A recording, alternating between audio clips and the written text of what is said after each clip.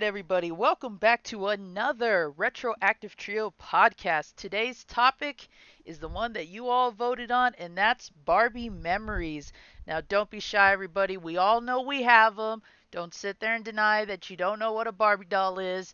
It's not the place for that. Tonight, we're going to share all good and bad things Barbie related. So again, let's have a good show, and hopefully, we all got some juicy memories that we can share with one another. I am, of course, your patient zero, Zombie JLT1. I am Retro Ryan. And I am Chris from Big Family Gaming. And of course, we have a special tonight. I'm MzzAshley, and I don't have a YouTube channel, but I'm around. What's up? Welcome. Thank you. Thank you. Yeah, welcome in the house.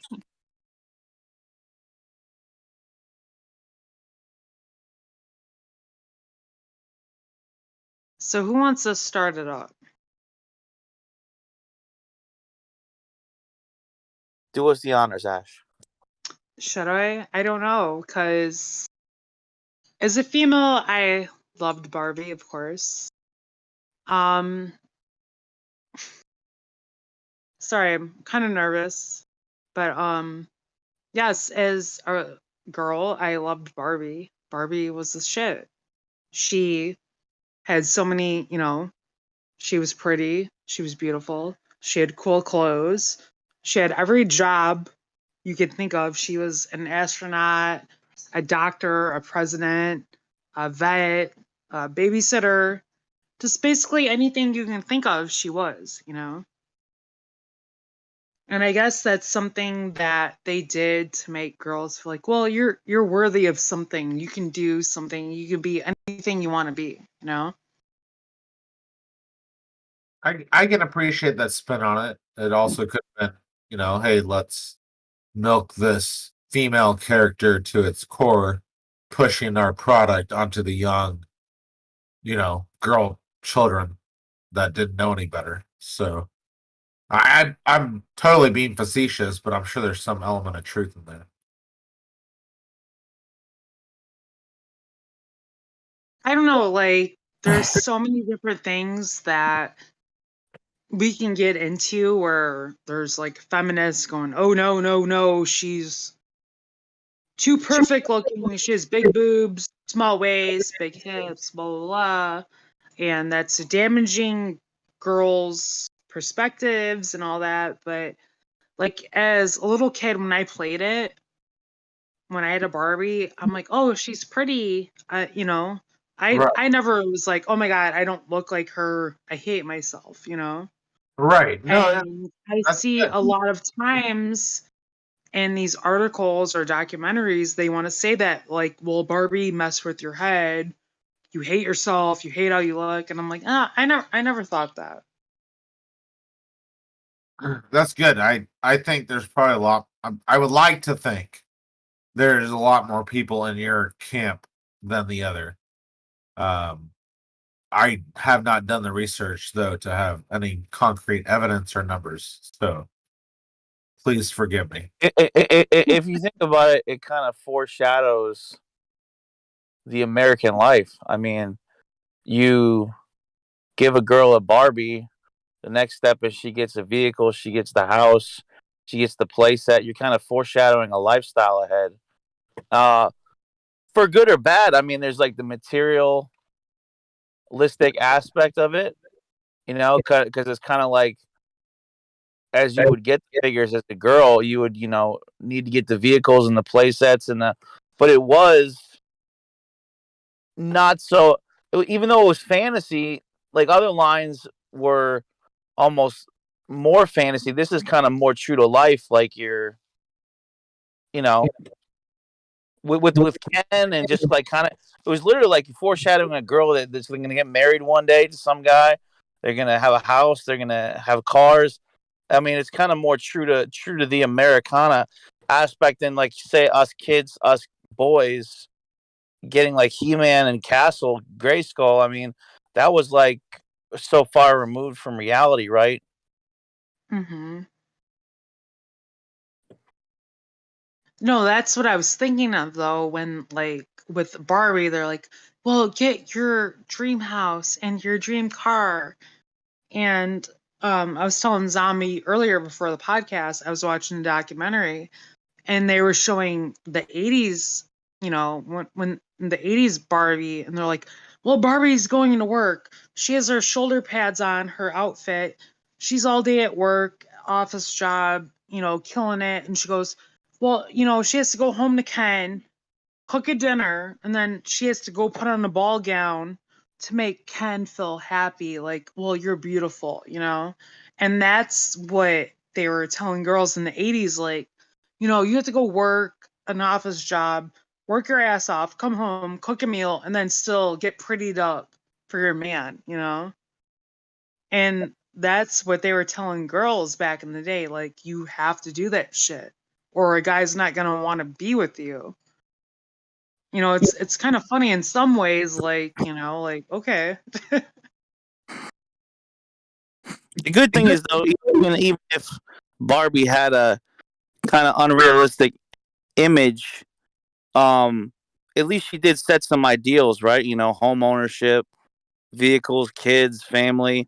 I mean, Kim Kardashian, what's the image she sets? Have a sex tape and get famous for nothing? Right. I mean, it's a better ideal than that. Well, yeah, I seen in the documentary I watched earlier in I think 85, I believe it was, Barbie became an astronaut. Like she had so many different. She became a teacher. She was an astronaut. She was a vet. She was a teacher. She was a babysitter. So I guess it gave girls they could be like, well, look, Barbie does that. I can do that. You know what I mean? So I think that was their main goal, was to say, like, look, if Barbie could do that, you could do that too. And I don't know, like with boy toys, they didn't really do that. Like they would have like, well, that's G.I. Joe, that's He-Man. And I don't know why with girl toys they said they have to be like, well, look, you can, become a vet, you can become a doctor, you can. I don't get like why it's the difference between that. I don't know.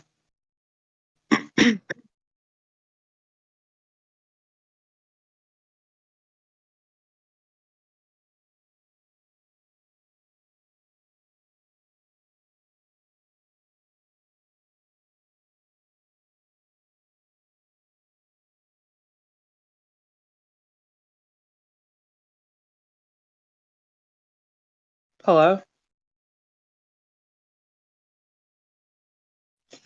Zombie BFG, what's up with the silence, bro? Well, I'm here.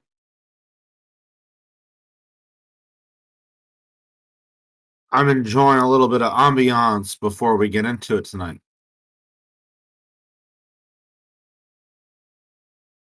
Breaking into the Barbie mini bar.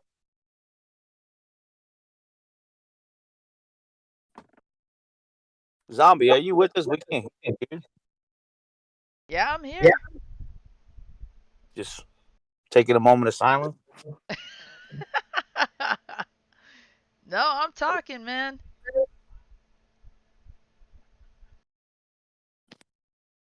There's a moment of silence for all the Barbies that were lost over the years, and rest in peace, Barbie.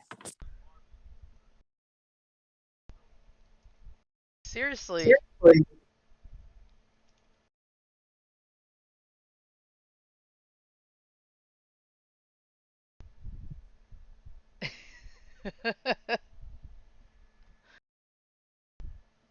Can you guys honestly not hear me? No, I can hear you now. Weird. Yay, audio. So anyway, I was saying before whatever the hell decided to cut me off, um, when you look at the earliest toys for boys, which were GI Joes, it's almost like they were adapting the same kind of principle where, okay, we got to gear the men, we got to gear the boys up ready to be strong providers, men of war, warriors. The women have to be kind of bred to be the homemakers and all that stuff.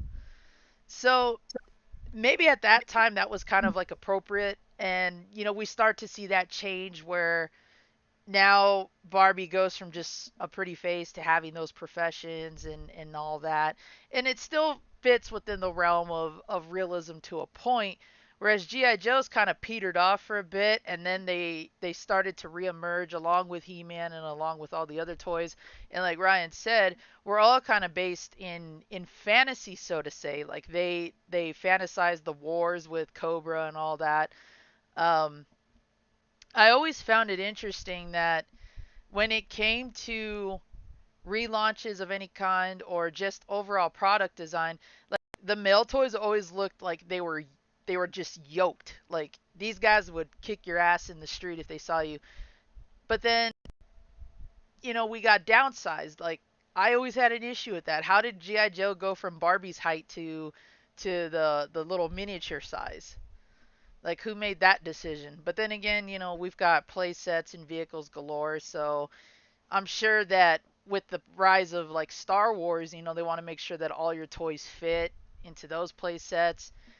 Meanwhile, Barbie really kind of didn't have an equal after a while until they made Ken, and we all know how well that went because of the fact that Ken is supposed to be like he's supposed to be more like the male equivalent of Barbie, so to say. And you really didn't get the idea that they were they were like married until they started making those lines. I don't know. I felt Ooh, like they really had to put emphasis on those kinds of things. Whereas with boy toys, they're like, hey, just get this because it's cool as shit. There's no storyline here. Um, and then exactly. the obvious fact that Ken is missing his genitalia, which is a whole other a whole other aspect that I'm sure somebody's gonna bring up.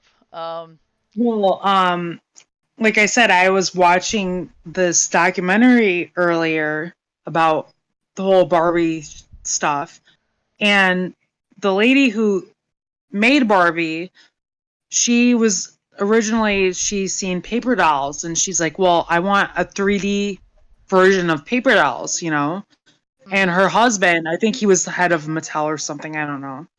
And he was like, "No, no, that's never gonna work." So they went to like France or something, and there was an actual doll. She copied the exact version for the first Barbie, and it was like made for men. I don't know why. She said it was like in smoke shops or whatever.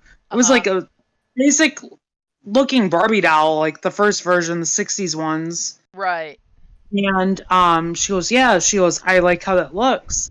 And she bought the doll, took it back to America, and she showed her husband. He's like, no, it has breast. Uh huh. Little girls, no, they can't deal with that. And she goes, why? Like, girls know what breasts are. It's not like it's you know how Barbie's breasts look. There's no nipples, nothing, and all the men were like, whoa, whoa, whoa, no, no, no, that's too controversial. And she goes, why? That's little girls know what they look like. That's. Mhm. And then once she brought that prototype of that doll back, they copied it and it went. That's what started Barbie. Right. Now, as a somebody who collected and played with them, did any of that really bother you as a kid? Like, was that like the first thing you honed in on? I mean, with guys, it's kind of expected to look down there to see if Ken has his junk, but with Barbie, I No, mean, did you know anybody that cared about that?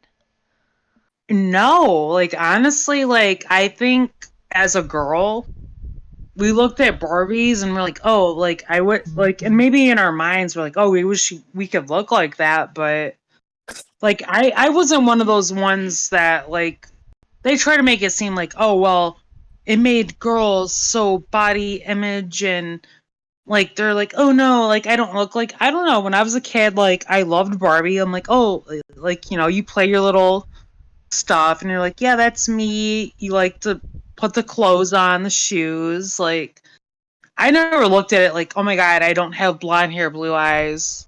I'm Mhm. offended. You know what I mean? that's how, like, nowadays they try to make it seem like the girls were offended, like it's perfect body, blonde hair, blue eyes. I never felt that as like a kid. Yeah. I just loved like the different clothes and you know what I mean? Like I loved it as a girl. Now, for the guys in the audience and in this crew, when you looked at He-Man, when you looked at GI Joe, Thundercats, Ninja Turtles, whatever the hell you collected, did you look at those and say, "Damn, I want to be jacked like that"? Like, did you sit there and say like you wanted to own Castle Grayskull as a real thing?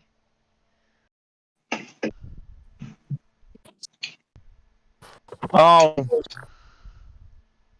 I was more like my like fashion models were more like a Zach from Saved by the Bell, or Mhm. like we grew up with guys like that, kind of as the cool guys, or like for me the other one was like MacGyver, with the super mullet. Yeah. The dude could make could fix anything with like a paperclip, right? Or get out of any jam with with his own With his wits. yeah, exactly.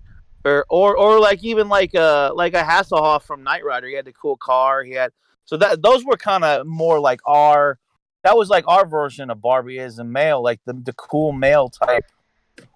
And I would assume like our maybe our dad's generation was kind of like James Bond, like your who was the classic James Bond? He's in Indiana Jones too. Sean Connery. Sean Connery. So like that would be kind of like the male equivalent. I would think for most people. So Uh-huh. I had more that than the muscular, roided out Schwarzenegger. But I did think he was cool. Arnold was cool as hell. I don't know if it just seemed too out of touch to maybe be able to look like that. There's only one Arnold, and then there was Stallone too. But it was those two guys. Yeah. And we did get eventually, toys based on Rambo, toys based on Terminator. So it's not like it was far fetched to say that we didn't have anything that was made in the image of our favorite action stars. I'm just curious as to the what the viewpoint is when it comes to stars, or not stars, when it comes to toys and brands like this, because for all the girls I knew who played with Barbies, they all kind of had that same mindset where depending on which doll they owned, they kind of felt like that's where they were going to go with their life, or maybe they felt like that was their inspiration. And I look Mm-hmm. at some of the toys I collected over the years, and I'm sitting there thinking, do I want to be a Ninja Turtle in real life? Do I want to be, a Thundercat? But I don't think the mentality for guys was there like it seemed to be with the girls and Barbies. And I'm not trying to be sexist in any way. I just feel like when it came to like girls owning specific toys like Barbies or any dolls in general, that there was more like purpose. They were more focused with a purpose in mind rather than guy toys where they could just show a flashy ass commercial and we just had to have it. Because Barbie, the Barbie persona was more about like a life of leisure, luxury, Mhm. shopping, fancy cars, mansion houses. They were not like small, humble living quarters as playsets. They were like deluxe mansions and high end sports cars. And they should basically go shop. It was portraying a life of luxury and leisure, whereas our guy toys were like always in battles, right? Yeah. They're all evil battles with against evil, like Skeletor, or the Turtles versus Shredder. So that was kind of the stage that was set for guy toys versus girl toys like a Barbie. Mhm. It was. It was like Barbie. Well, you got your Corvette, your pink Corvette. You got Ken, who's supposed to be like a hottie, and it's like your life is great, And it's like, well, that's how Barbie portrayed it. You know what I mean? Mhm. But then again, it makes me think how many Disney movies did that, right? Aladdin and the Princess Jasmine, Yeah. Little Mermaid and her knight in shining armor. Who's the, I can't get specific. I'm bad with character names, but that's the classic Disney setup. The knight in shining armor, the princess. This is the tale as old as time, right? Mm-hmm. Literally. Sorry, I'm trying to get this video to fit here. Oop. I don't know why we went back to the movie theater. There we go. Oh yeah, that's something as old as Cinderella. That's something as old. That's just your classic setup for a girl's fantasy toy, etc. Mm-hmm. And a lot of my Barbie memories are because of my cousin who had like a plethora of these things. Like whenever she would want to play Barbie, she would be like, okay, well, we'll grab that Barbie or use this one. And I'm sitting here going, I don't know what the hell the difference is. They all look the same to me. I don't care if one's holding a clipboard or a racing helmet. They're all freaking Barbie to me. You don't do that with Ninja Turtles. Everyone's a different, but she would always force me to play with her other dolls, and so it was nothing but all the little, because she was like the girly type, into fashion, trendy, clicky kind of stuff. So she would always have like these Mhm. role plays where she wanted to go to the mall or hang out with the guys or whatever, and I used to sit there and be like, well, where are the dudes? Like, what's going on here? Like, you don't have a guy doll. And I don't even think she had a Ken for like the longest time because Ken never represented a real man to her. I will say that, like, the 80s Ken dolls, they had that, like, weird comb over thing. The one Ken that I had, which I thought was, like, so hot, was, like, in the 90s, mid 90s. He had a plaid shirt on and he had the long, like, hair. And then it was, like, a shaving cream, and you would make it wet or dry, and he would have a beard or not a beard.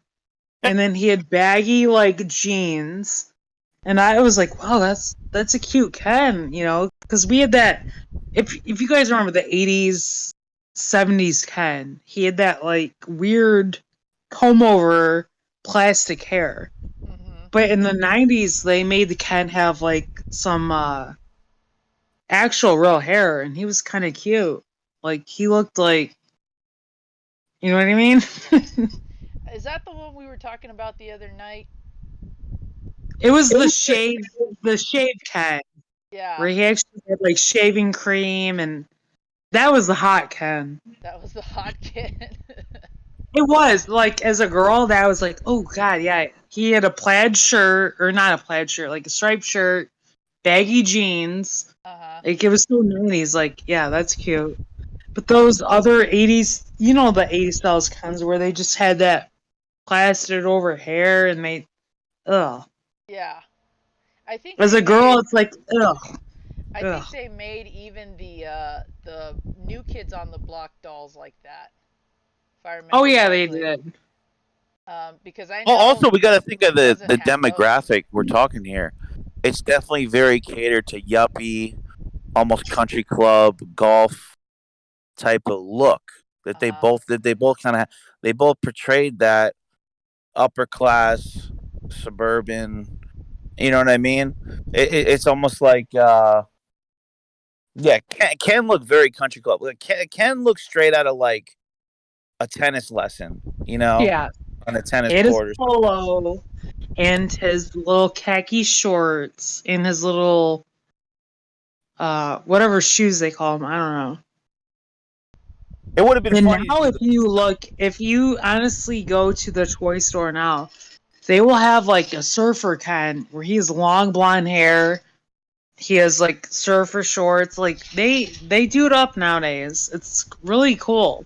Mhm.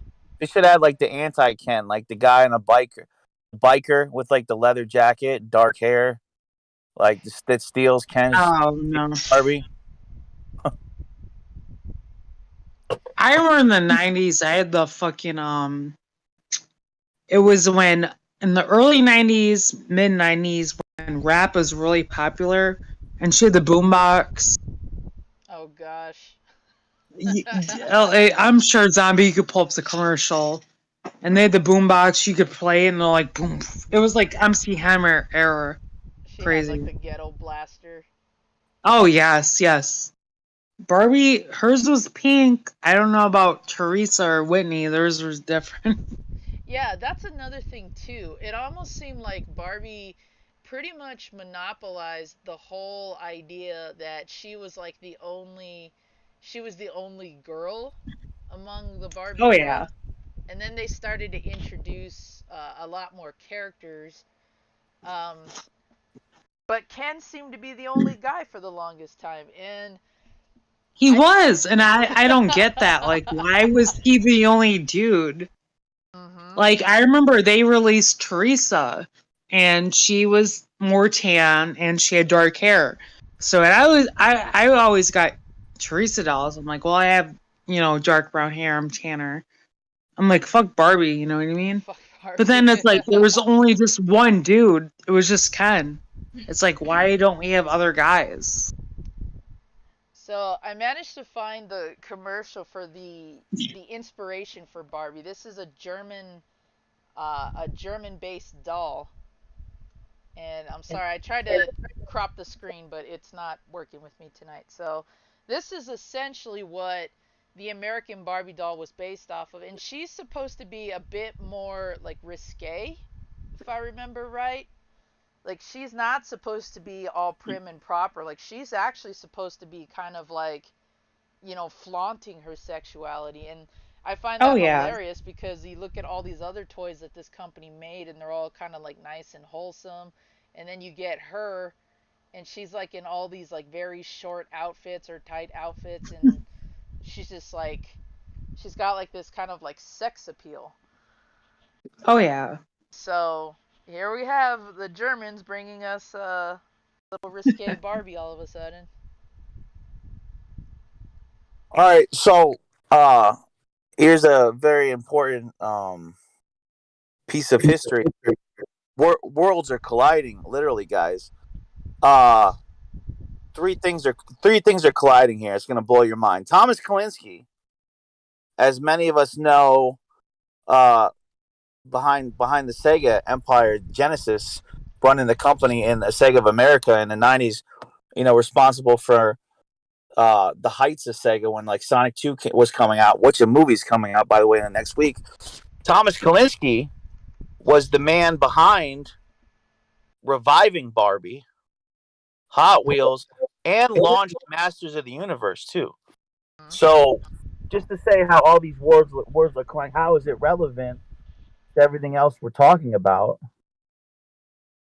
Sega, Masters of the Universe, Barbie, all tied together through one guy running all those brands. So just important side fact there that ties all these lines together. Uh huh. One person was kind of the mastermind behind a lot of that. See, Waves here brings up a good point. He says, I remember playing with Barbies with my cousin, and my uncle came in and was pissed that I, a boy, was playing with dolls. I kind of went through that too with my uncle. Um, in my household, my cousin, who was the Barbie fanatic, and my uncle, the gamer, we all weren't that far apart in our age groups. So, because I was the youngest, I got stuck doing all the stuff that nobody else wanted to do, and then to keep me a man, my uncle would try to barge in and keep me from doing shit like this, and I'm sitting here going, what does that have to do with anything? I'm still a boy. um Right.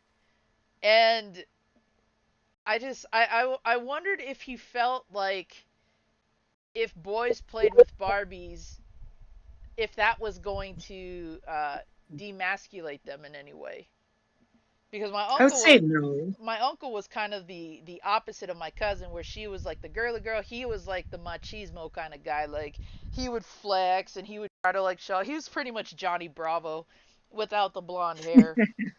um and so he always was worried if I had a tea party with my cousin or if I played Barbies with her, But me being who I was like, but nobody's playing with her. She has nobody to play with, and that's kind of where I took it. But I never sat there in fear that all my masculinity's at stake at the age of 5 just because I'm holding a Barbie doll. Exactly. So I think I started to really question things when I think it was my mom or somebody else actually bought me a Ken doll. And we brought it home and I showed my cousin and she's like, okay, cool, take it out of the box. And I literally, because he was supposed to be like a surfer Ken or something like that. And the first thing I did Mhm. was I pulled down his shorts and I was like, where's his pee-pee at? And Yes, that's the thing with parents. It was just like I can't even explain it. It was just like like a what how do you even explain it? It was just a circle print on there. yeah, And that was supposed to be, yeah, it's so weird. Like, it was like a divot. yeah, Like a little dent. like I don't know, like I guess some parents nowadays want like actual private parts on the dolls, but it's like I don't know. As a girl, I was in like looking at her like, oh yeah, that's what a man's supposed to look like. I don't know. And then Barbie, it was just full of plastic. Like I don't know. Like nowadays, I think they want to make like actual private parts Anatomically on the correct. dolls. I don't know.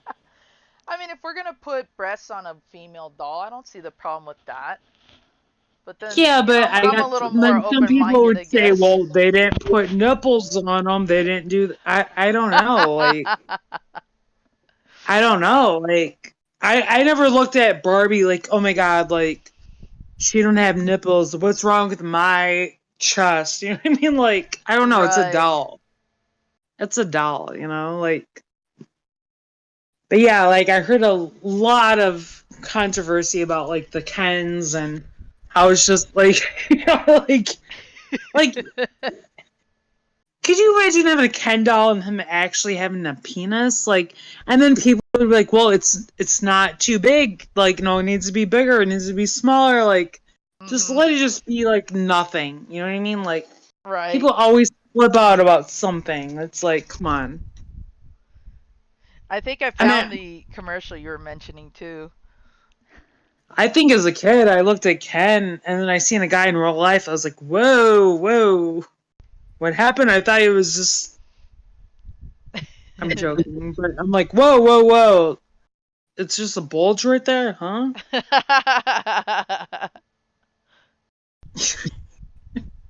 Yeah, and No, but this is yeah, it another is. thing. That's the one. Sorry.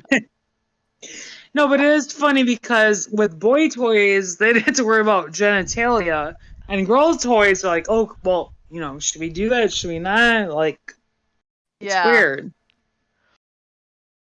And that's another thing too. Like, that is the closest thing you could get to doing with a Ken doll, because before they actually gave him real heads of hair, it was always that plastic you mentioned. So what the hell are we Yeah. supposed to do with it? He doesn't come with cool accessories. He doesn't have anything that would even, I don't know, make him slightly interesting. I don't even think mine came with a surfboard at all. No, I So think Ken's just a bitch, honestly. They basically mean him. They made him seem like that. You know what I mean? They're like, well, you're just there. mhm. You just deal with whatever. Deal with Barbie being an astronaut and a doctor, and you're just kind of just hanging out. Yeah, it's almost like he was the housewife in a way. Like he's the trophy husband and she goes out and works all the jobs and everything. Although Yeah, it kind of is. When you think about it, it kind of is. Ken's just chilling there, like when they make Ken dolls, he don't have a job. They just go, well, here's Ken. mhm. He Yeah. is just basically like the housewife, basically. And it took Toy Story 3 some odd years later to finally address that, to finally poke fun at that idea, which kudos to them because Michael Keaton was an awesome Ken doll. And I honestly wonder how much fun he had with that, knowing that this is probably what's been on the minds of so many people throughout the years.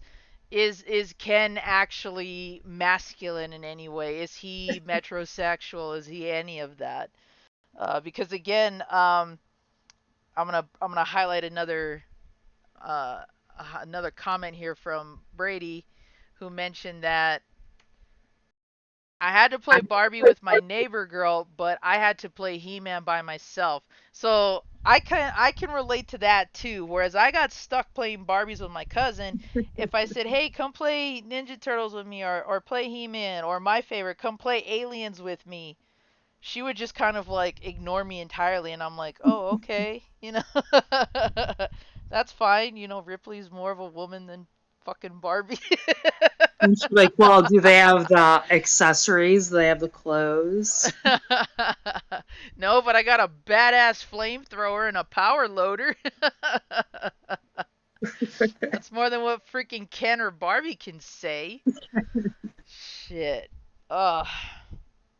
Ken was kind of just there, though. That, like, let's be honest. Ken was just kind of just there.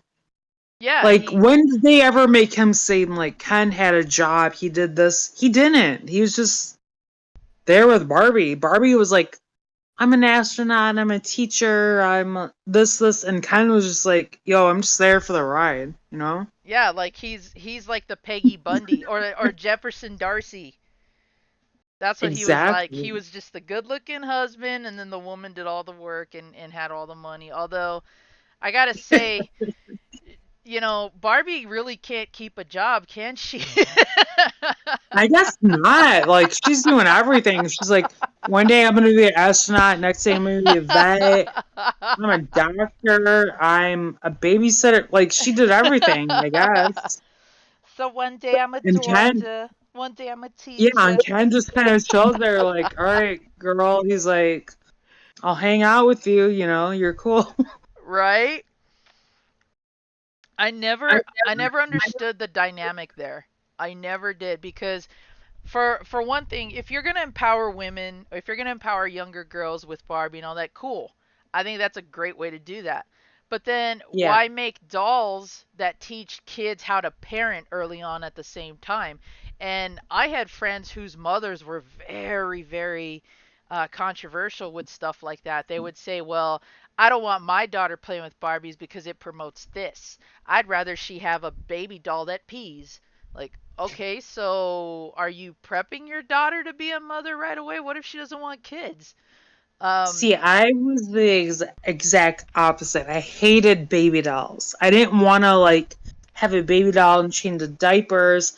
I liked Barbie because she was like an adult, a teenager.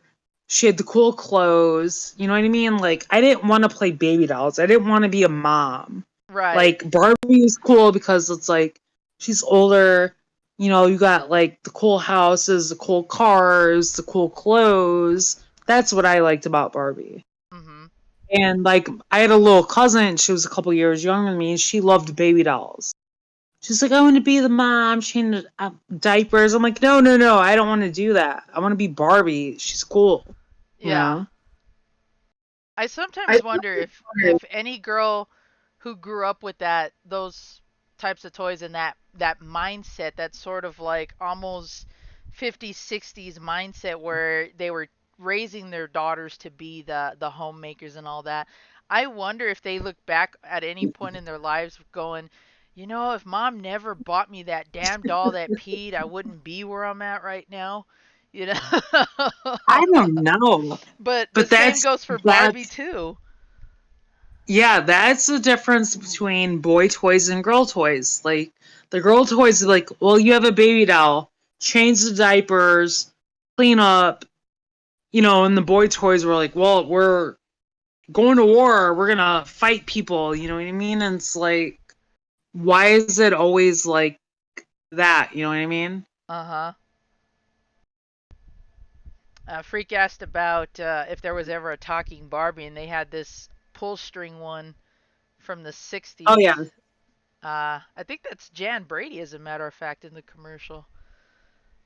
But I had one in the 90s. I forgot what it was called, but she had the blossom hat, and you'd press her, and she would say, like, I think 100 words. She, like, something's cool, or this is, like, I remember I had that.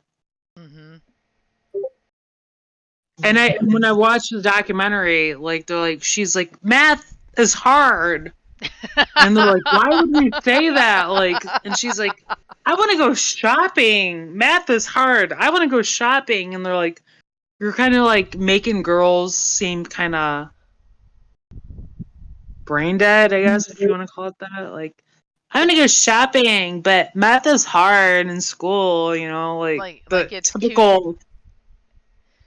like it's cute to be stupid, kind of thing. Yes, Uh exactly. Yeah, the airhead. Like, I want to go shopping, but math is hard, and Ken sucks or whatever. You know what I mean? huh.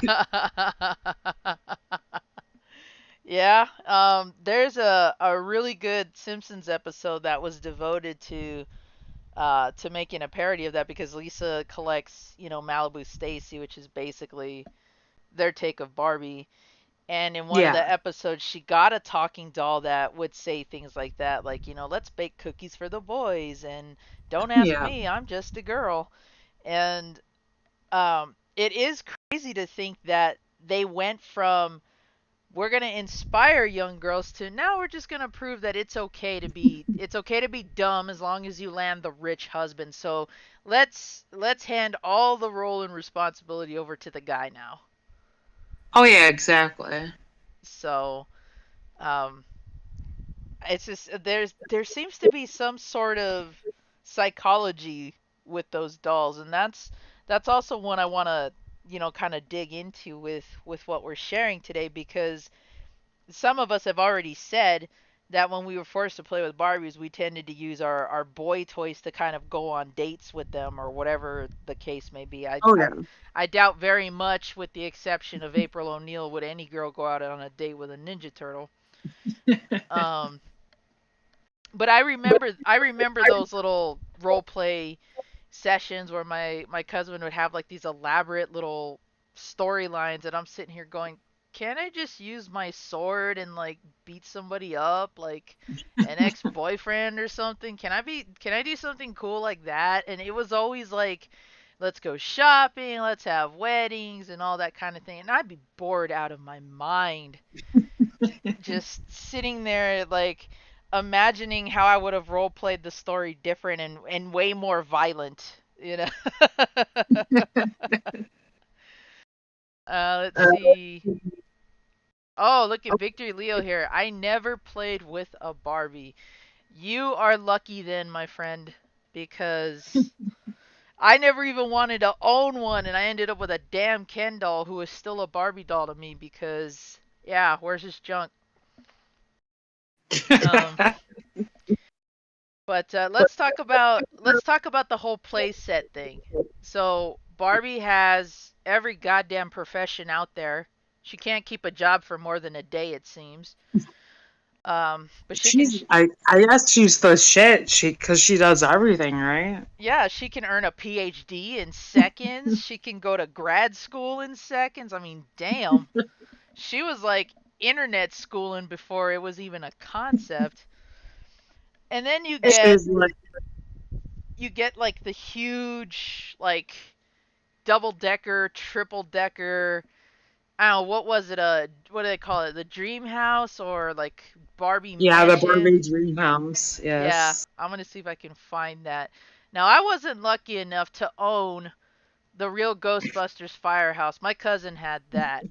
So for any of you Ghostbuster collectors and enthusiasts in the show with us tonight or in the chat, what what did that do for your play experience? And if you had to play Barbies with your relatives of any kind, were you allowed to have your Ghostbusters dream house or whatever, or was it mostly just Barbie's place? Barbie wise, it was in the mid 90s, I had the Barbie Fold and Fun House.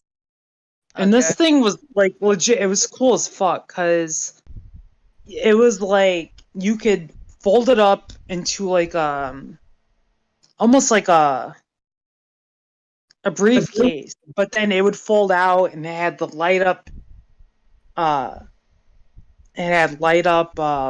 light posts. It was so cool. I remember that. My cousin had that one. Yeah, it was called the Barbie Fold and Fun House. And me and Yeah. my friend had that, and I thought that shit was so cool. Yeah, she tried to sell me on that too. Like, hey, the lamppost actually lights up. Yeah, so does my flashlight. What's your point? It's like, oh yeah, my I don't turret know, drone with shoots girls' toys missiles, though, damn it. like, yeah, with girls' toys though, they would just like sell you on so much shit. Like, they had the one Barbie, they're like, go to sleep with her. She has a soft body. Like they had the one, they would just, they had so many different things. Like, it wasn't just a regular Barbie. Like, they had one, she had a soft body, and like, well, you can go to sleep with her and she has a soft body. You can hold her like a teddy bear. You know what I mean? It's like, Yeah, yeah, they did so much crazy like marketing. that's a good question, Jim. I don't really know what her actual her first legit occupation was. Um, from what I seen in the documentary, the lady who made Barbie wanted, like, she's seen like paper dolls, and she's like, I want like a 3D version for that for girls. And then she went to like France or some other country, and there were in smoke shops. It was a actual, which she copied it, the whole Barbie doll, and it was in smoke shops, and it was scantily clad bathing suits, and she goes, that's what I want for girls. Mhm. Like 11-inch figure where girls can put different clothes on, and so she bought it, brought it to America, and she told her husband at Mattel or whatever. She goes, I want that. And they're like, okay, like, I don't know, I don't think girls will like that. It's kind of too crude, but she's like, no, girls will love that. They want to have Mhm. a doll they can dress up and pretend it's them. Which, like when I played with Barbies, that's what I thought. Like, I never was like, oh my God, I'm never going to look, like nowadays they go, girls are so insensitive. They don't have that same body type. I loved playing with Barbies. I don't care. I wasn't like, oh my God, I'm never going to look like that. I Mhm. loved it. I loved it so much. So it wasn't so much the sort of like um I don't want to say, I'd say maybe more like subliminal message that they were trying to send. So it wasn't even about that. It was just because it was a cool doll and you just wanted to play with it. Oh yeah, like I loved the clothes. So I'm like, oh, I'll never wear clothes like that. Like especially in late '80s, early '90s, and her hair was like crimped and fluffed up. It was like such cute shit. Like, just like, I don't know if like when you guys would play with your like He-Man figures or whatever, I'd picture like that's me. I never played with a doll like, oh my God, I'm never gonna look like that. I never thought that. I'm just like, you know, when you guys played with like GI Joes or He Man, did you go, well, I'm never gonna be muscly like this. This sucks. Mhm. No, but that's how they tried to make Barbie seem like girls are gonna be like, well, I'm never gonna have the perfect body. My life sucks. It's like, no, I never thought that as a little kid. Yeah. Now, I'm like, well, she's pretty. I pretended I was her when you know what I mean? It's like, I never thought, like, oh my God, I'm never going to have big boobs, small waist, I don't know. yeah. I don't think they really focused on that with, at least with the guy toys as far as I could tell. It was mostly just to have cool features and then of course to get us to buy all the accessories as well, but they definitely marketed it different than they did for girl toys. I'm looking at Yeah. Pixel Dan's Ghostbusters Firehouse here, and this is a pretty big set. So it's not something that's real dinky at all. It's really big. I didn't own this one, but again, I know how a complete set looks. So this is kind of impressive considering how tall the figures are for it. Ryan, BFG, you guys want to chime in on the size comparison of like Ghostbuster figurines to any others like Barbie that might have actually fit in something like this besides the Ghostbusters? I mean, this one had the height for sure. And what I remembered about having this playset, I even was lucky enough to have this actually recorded on video that I posted on my Twitter. Getting this, opening this for Christmas. First thing I did was take the ectoplasm and dump it down the top, because in the top had it like a vent opening, so you would put the figures right under, and the slime would drip down right on them. Right. That's kind of what was cool about the height of this figure, and of course you can make them go down the ladder. But yeah, this is one of the tallest ones. Now this is the original though, right? Like this isn't a remake? The one that he's showing off here? No, this as far as I know, they never remade this. Okay. And yeah, this is the one I got for Christmas as a kid. I got video of it. But yeah, and it even came with, when you open the firehouse doors, they had a red ecto containment unit where you put all the ghosts you catch. Mhm. You could actually also, if you open the doors, you could fit the whole Ecto 1 car in there. Okay. So you can literally coming out of the doors, just like in the movie. So I'm gonna skip ahead here Give in you a your size of video. the scale. Yeah, to give you an idea of the scale, you could actually have the car come out of there. I don't know if they show that in the video. Yeah, see that? I mean, Yeah. that's how big this was. You put the car in. And the Ecto 1 wasn't a small vehicle either. Like it was No, a pretty decent not. size, wasn't it? Yes, very big. I can't I Big enough can't that speak much for this because I didn't have a lot of these.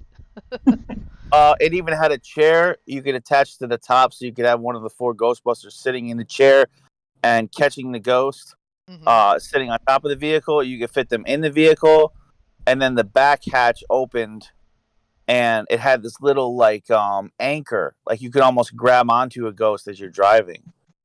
Right. So it had a lot of features. Yeah, there's the ecto containment unit, the red one. So you put that in the trap and seal the ghosts up in there. And how tall does the firehouse stand? Like when you put it on the floor at base level or however you want to display this, how tall would you say the firehouse is fully assembled? Maybe 3 feet, About 3 feet? 3, 4 feet. Pretty tall, yeah. Like I had to, like I have it on a shelf, and I had to remove.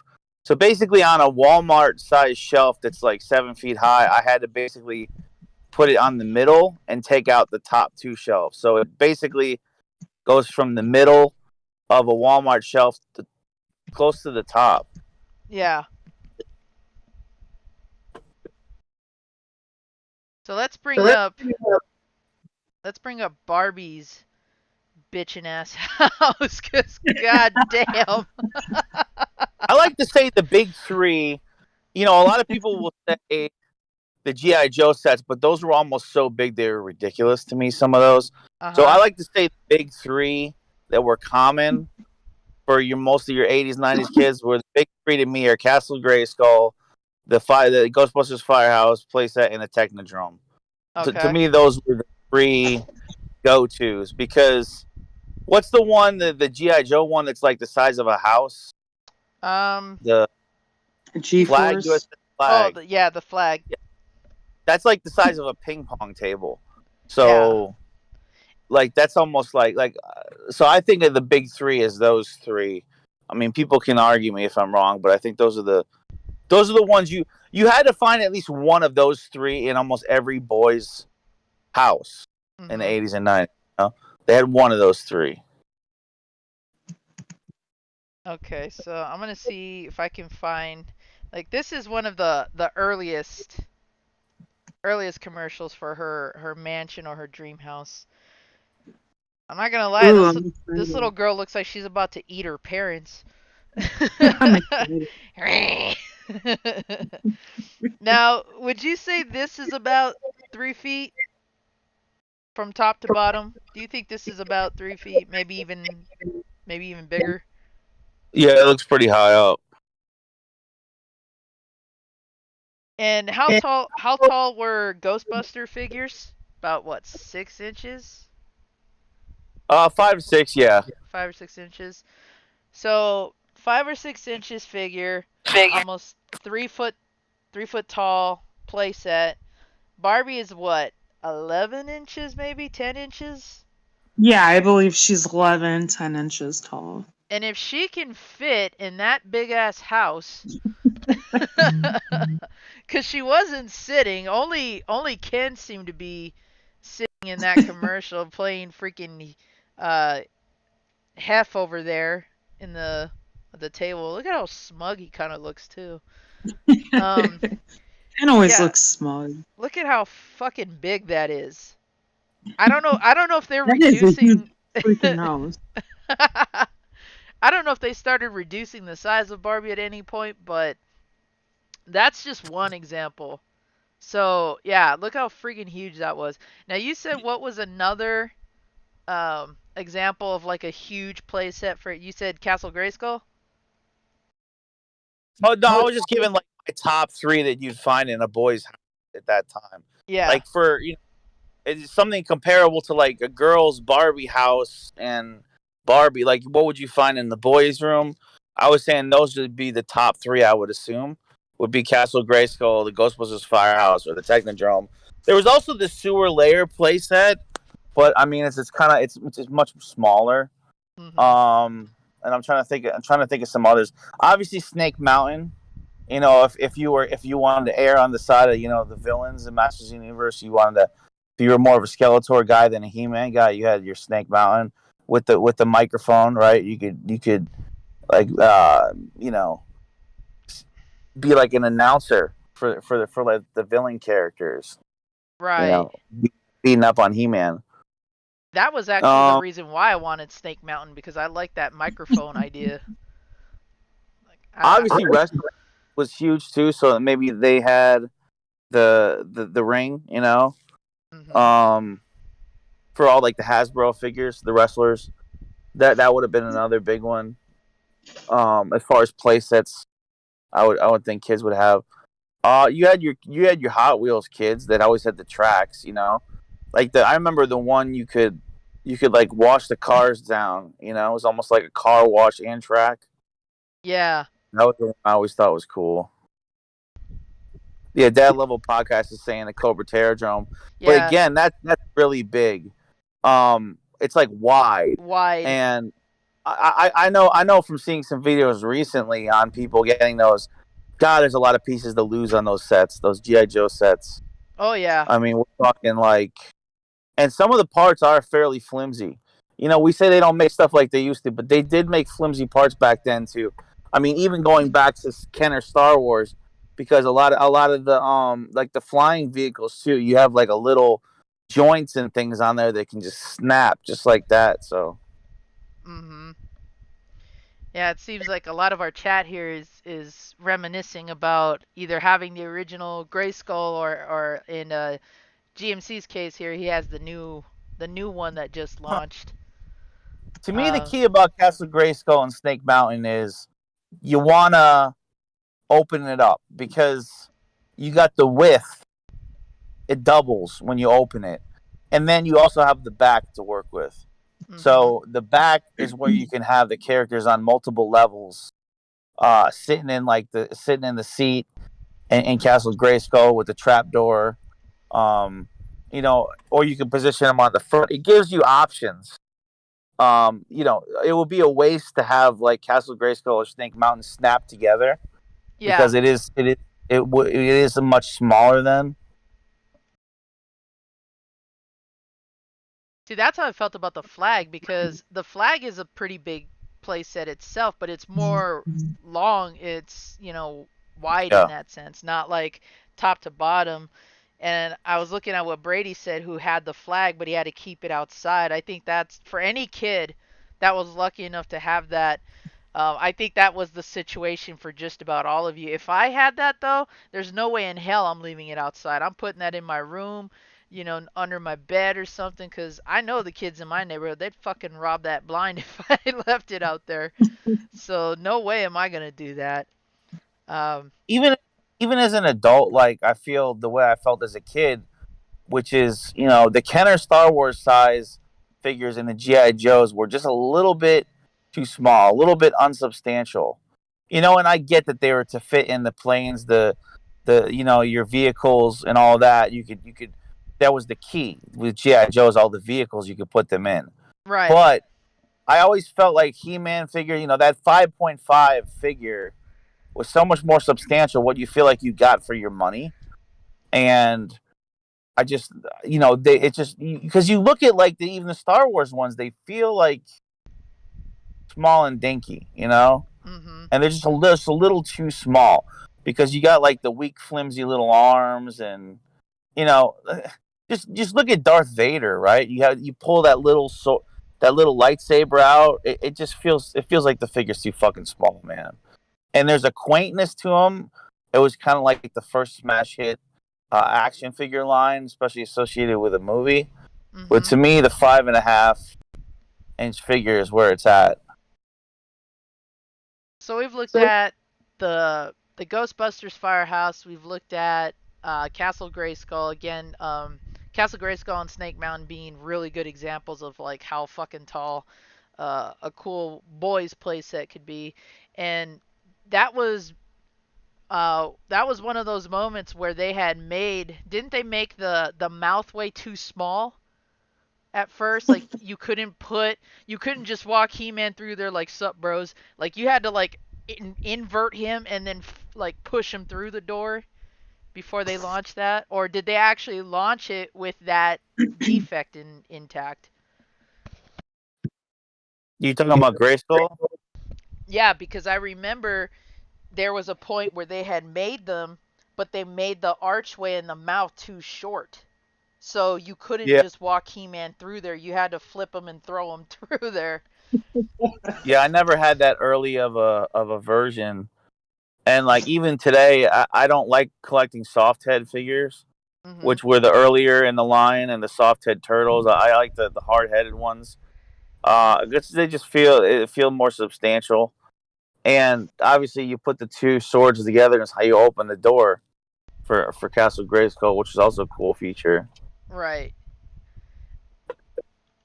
I remember also wanting Snake Mountain for that purpose of, if we lose the key, we're fucked. We can never open this thing. Yeah, So I'm like, yeah, plus Snake Mountain was actually cooler in my opinion. Um, but here's a look at one of Barbie's other dream houses. And again, there's no Ooh, squatting. There's no like, hey, let's invert the doll. Look how fucking big this is. I'm excited to see it. She has a fucking elevator. yeah. Oh You wow. know what? I gotta say, they're killing. They're honestly got a leg up on even the boy toys with the detail here. They got fucking working washing machines in this bitch and Yeah, elevators. you I know mean, damn well she okay, this didn't is do what the we got. laundry. Listen, even with my nostalgia goggles, with Castle Grayskull, guess what? A lot of the detail were fucking stickers, dude. Yeah, There was stickers on that fucking thing, like Well, that. no, Like no boy toys girls ever are had gonna for men. have them doing washing clothes or cooking. Let's I be don't know. real. I mean, He-Man's got to wash his fucking jock, doesn't he? Like, how's he Yeah, Yeah, but supposed to do it's that? not gonna be in his toy. He's gonna tell Barbie, "Hey, Barbie, go wash my clothes. Go cook me dinner."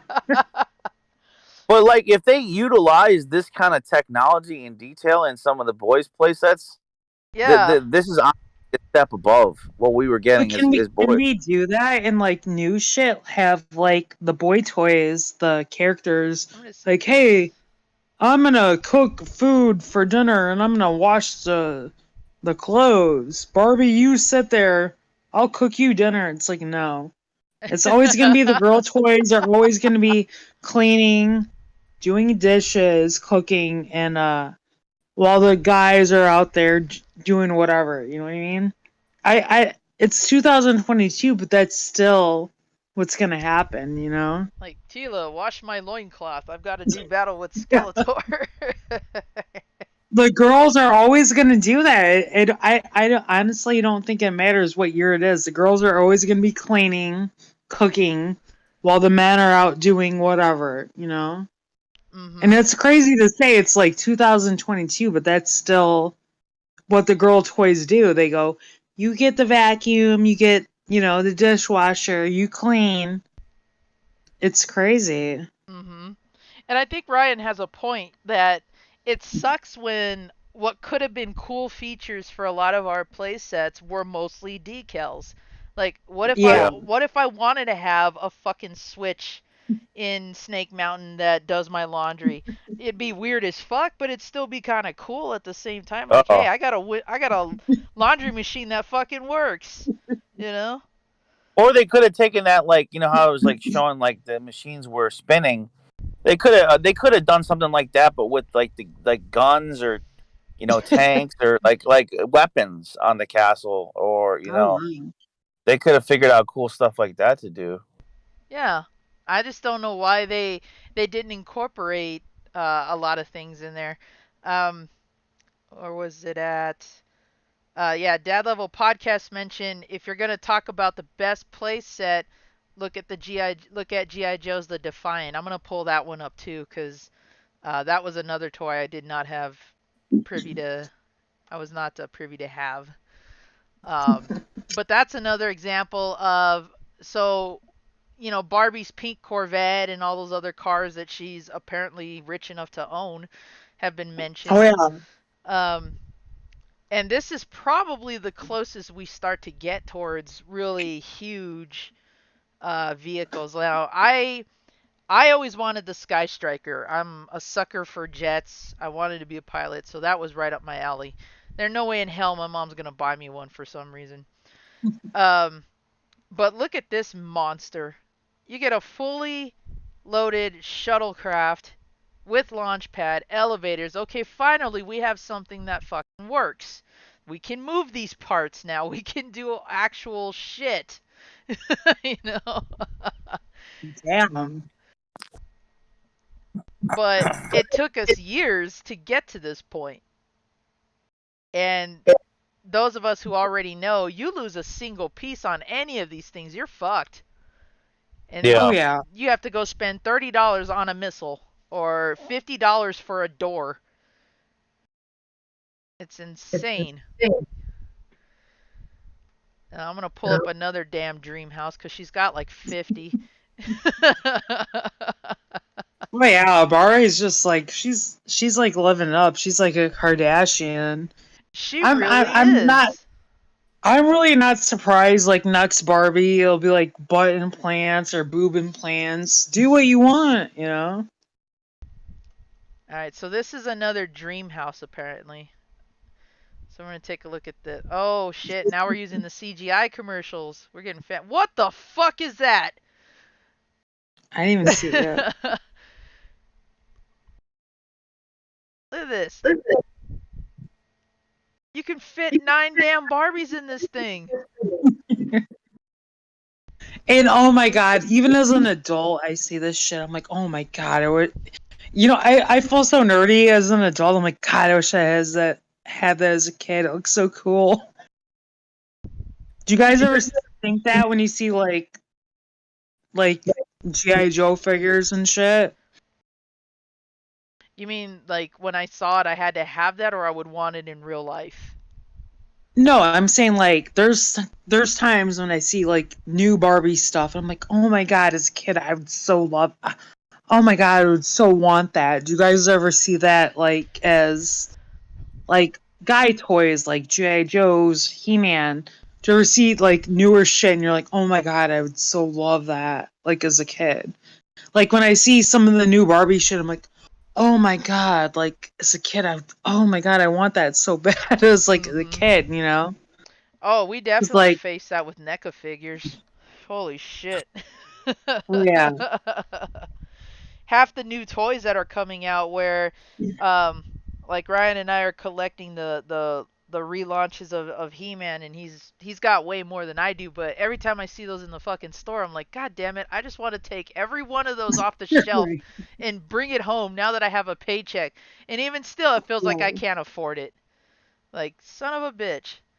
And then I I go feel down the whole dedicated Barbie aisle, and she's got everything, and I'm like, must be nice. oh man, no, the newest line they have of Barbies. I swear to God, I look at them. They're called like I forgot what they're called. Like I don't know what they're called, but they have like huge earrings and the cutest clothes. And I looked at them like, oh my God, as a kid, I would so love that. I'm like, I want it so bad. Like, I'm not like someone a collector, but I look at these new dolls. I'm like, oh my God, I would so love that as a fucking kid. Oh my God, why didn't we have cute shit like that? Mhm. Like, I look at that so bad. I'm like, oh my God, I want that. Like, I'm like 36. I'm like, oh my God, I want that. It's weird, you know what I mean? Like, I don't play with dolls, obviously, but I'm like, oh my God, like, I just want to collect it. I'm like, oh my God, it's so cute. I love that. Yeah. So weird. I wonder if But I'm any of saying, the do you guys adults see we that grew up with when had you that. see like, do you guys, when you see like guy toys, do you see that? Like, you look there, like, oh my God, I want to collect that. Oh, I feel like that with absolutely. Barbies so bad. When I see Barbies, I'm like, oh my God, I want to collect that. Like, I want to keep that. That looks so cool, you know? Mhm. I can attest to that because all the that's what I try to teach my son because he looks at all the older stuff that I have and I'm like, well, they're making cool shit for your generation too. They're just copying what was in our generation though, so it's not anything new, but it's still cool that there's a younger interest in toys like that from our age or from our demographic that some younger generations are wanting to pursue it.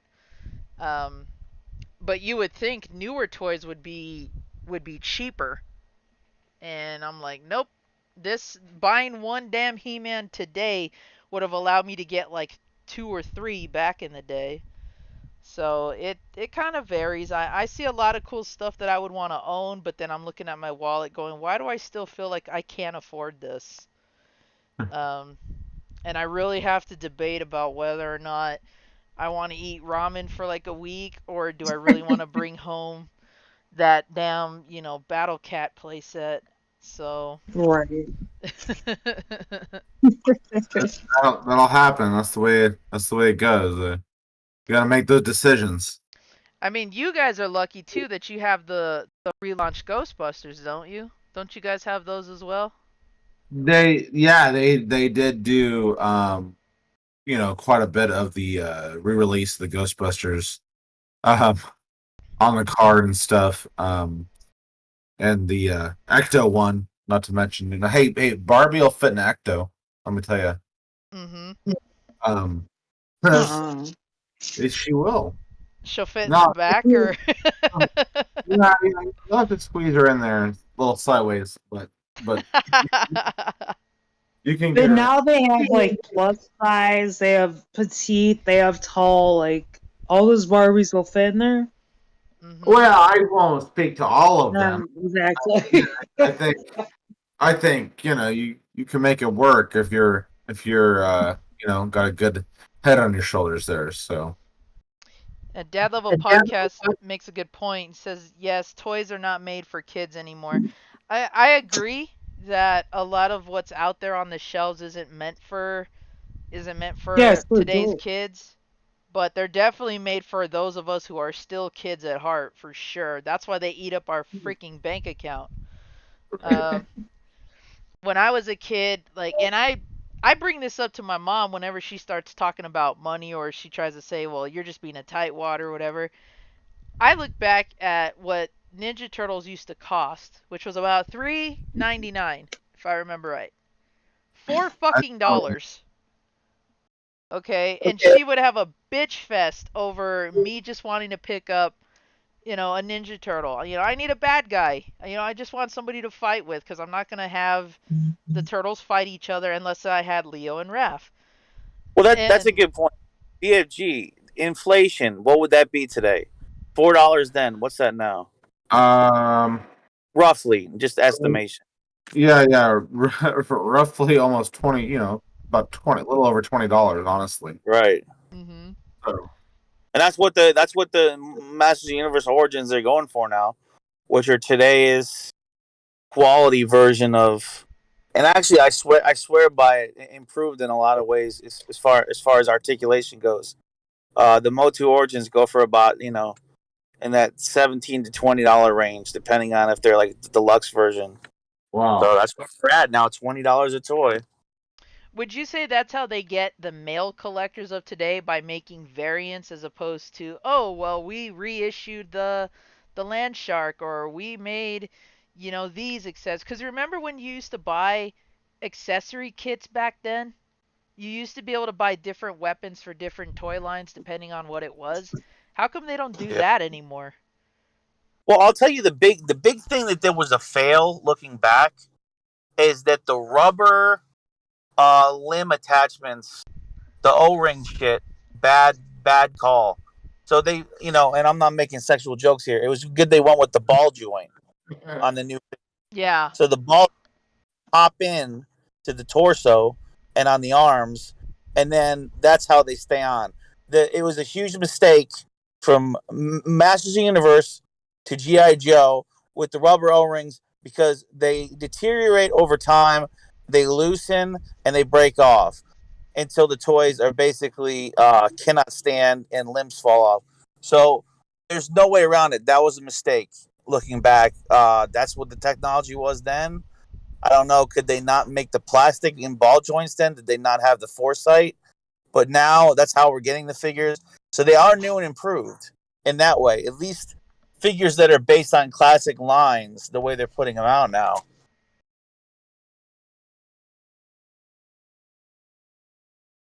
I'm not sure if I answered your question, but I do think they're in some ways better the way they're making stuff now. Yeah, the redesigns, looking back and saying, okay, how can we improve it? And I that level you can get the O-rings, you can get the replacement O-rings, but you're having to fix a problem that should have existed in the first place.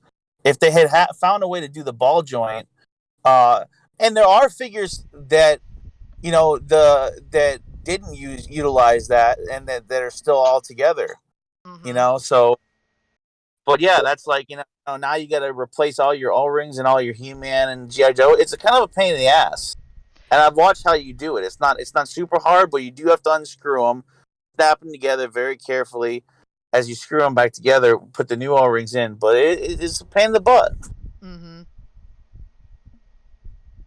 And I don't think really Barbie ever had to, aside from just whatever seemed politically incorrect, I don't really think that she had to go through several redesigns, other than say like, okay, well now we've got to change her face so she looks perky, or we got to show less teeth, more teeth, that kind of, like, that was more of like from a beauty angle rather than, hey, let's give her O-rings and ball joints and all that shit, because somehow whatever theme they put her in, it just always worked.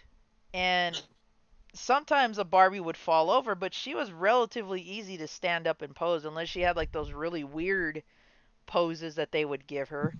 And then if you made her super top heavy, then of course she's going to fall down. But it was always a struggle to try to stand up our action figures because of those weird designs. And BFP, how many daughters in the orphanage? three at the moment. Do any of them have Barbies? Oh yeah, we got Barbies here for sure. Well, Do they have the nowadays full they blown made Barbie the houses and everything too, or just No, a few here and there? yeah, I would say somewhere in between those two statements. We don't quite have the full on, Barbie houses. We are missing a Barbie Corvette, by the way. I wish we had one. But yeah. So Well, you need the Barbie Camaro, BFG. yeah, well, That's Barbie is yours. that girl. That girl, she has high class, so she goes for the full on vet mode. You gotta have that Barbie Corvette. But yeah, we have a little bit of everything here, and I would almost say it's interesting. The younger kids, the younger girls, they seem to like the whole Barbie thing more than the couple older ones. They seem to really dig into it and kind of attach to that more than the older girls. Interesting, sure. Now, what about the whole idea that, okay, if your daughter doesn't like Barbie, but she's flocking to He-Man instead, it's funny how we would have embraced that growing up as kids. Like we would have, I think maybe there might have been some of those dudes that are like, girls are stink. We don't play with girls. You know, that lame kind of shit. Um, but I also wonder how many of them would have been actually welcoming of a girl who showed up on the playground and was like, hey, can I play He-Man with you guys? And she busts out like the deluxe battle damage He-Man and shit like that. I wonder what sort of stigma people had with that growing up, because in my school we welcomed that. We didn't feel like, okay, you didn't have to, you had to only play with Barbies because you were a girl. Like, no, if you had figurines that the boys played with, you were cool as shit. You were like the best girl out there. But I did notice if a boy showed up with a Barbie, he was often ridiculed because for some reason, that's just the thing you target and you pick on. But I never saw there being a problem, although I know one does exist because that's where the makers at Mattel were like, okay, so how do we combine the sex appeal of Barbie with the macho-ness of the He-Man? And then we get She-Ra, who is kind of deemed responsible for bringing down the He-Man sales, but I don't really know how accurate that is. This is all just based off of that really great episode of The Toys That Made Us, because they had separate episodes for Barbie and He-Man, but then they also brought some of the same guests together and talked about, well, we worked on She-Ra together and the dudes hated it. Or they're like, well, even some of the girls hated it too. It was a stupid idea. So I wonder what that meant for for kids that played with Barbie or He-Man. Now we've got this sort of like combination of the two, and where does that stand? Are they still going to eat So, that up, or are they going to stay separate factions? so that episode that started the Toys That Made Us series for He-Man is December 2017. Why that is relevant to me is because I knew at that moment, and even then, toys were going to spike right then too. But I knew at that moment that that's basically when I started rebuilding like my collection for Mm-hmm. toys, because I had hit a point where I'd finished game collecting, and I kind of topped it off with EverDrives to fill in anything I didn't have the carts for, and I was ready for something else. And that after seeing that episode, I was like, I gotta have them, and if I wait any longer, which is if I had waited like till the last 2 years in particular, is even when it's maybe even doubled from then a lot of the toys. But that was really when I basically 2017 to 2020 was the height of me getting what is now my game room full of figures. I don't know how many hundreds, a couple thousand are in there, but that was when I knew it's now or never. Because had I waited, like I said, I finished probably in 2020 with those lines for most of the figures I got for Turtles, Ghostbusters, He-Man, all that stuff. Had I waited till 2000, like the last 2 years, forget it, because it's double or triple half those figures now.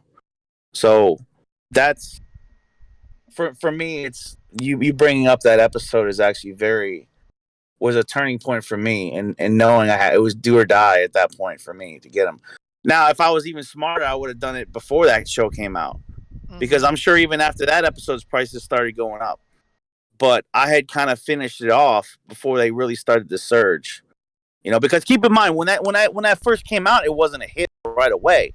After the first season, it kind of caught on after a year, and that's when they decided to make more of the episodes, right, and other seasons. But I Right. don't know. I just had to kind of say that. I had to kind of say that because that episode is directly tied into me diving head first.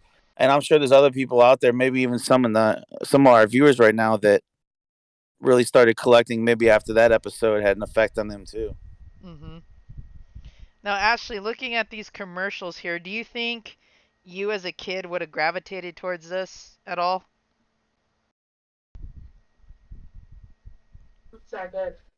No problem. I think we tried to get my cousin into getting She-Ra toys, and it didn't work.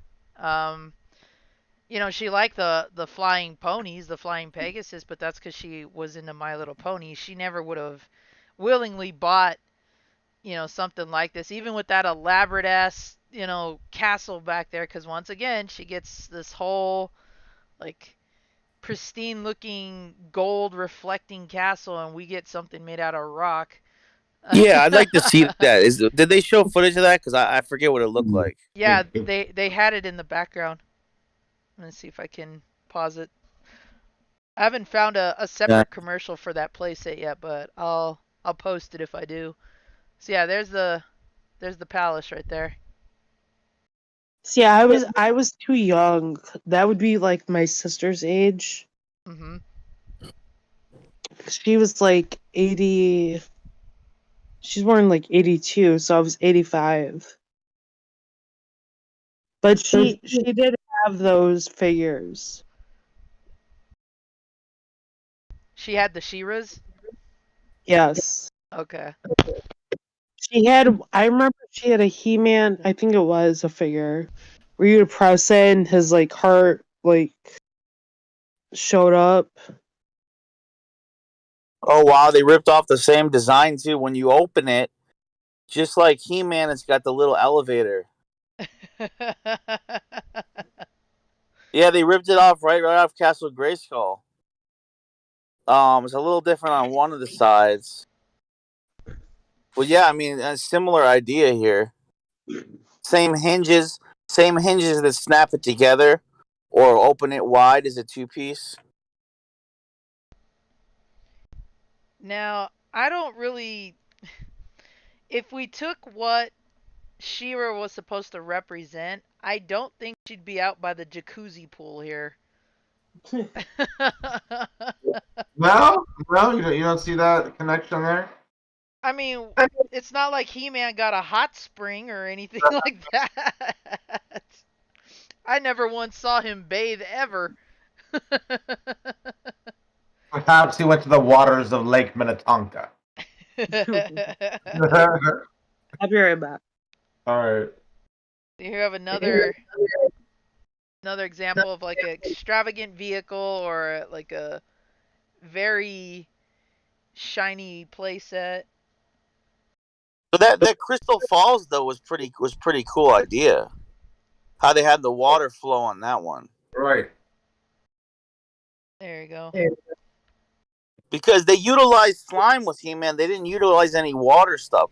Well, they had Dragon Blaster Skeletor, so Mhm. you could shoot water through that, but that was just a figure. It wasn't a playset. Oh, here's the playset. Cool, it's actually in this. There's her Ken doll.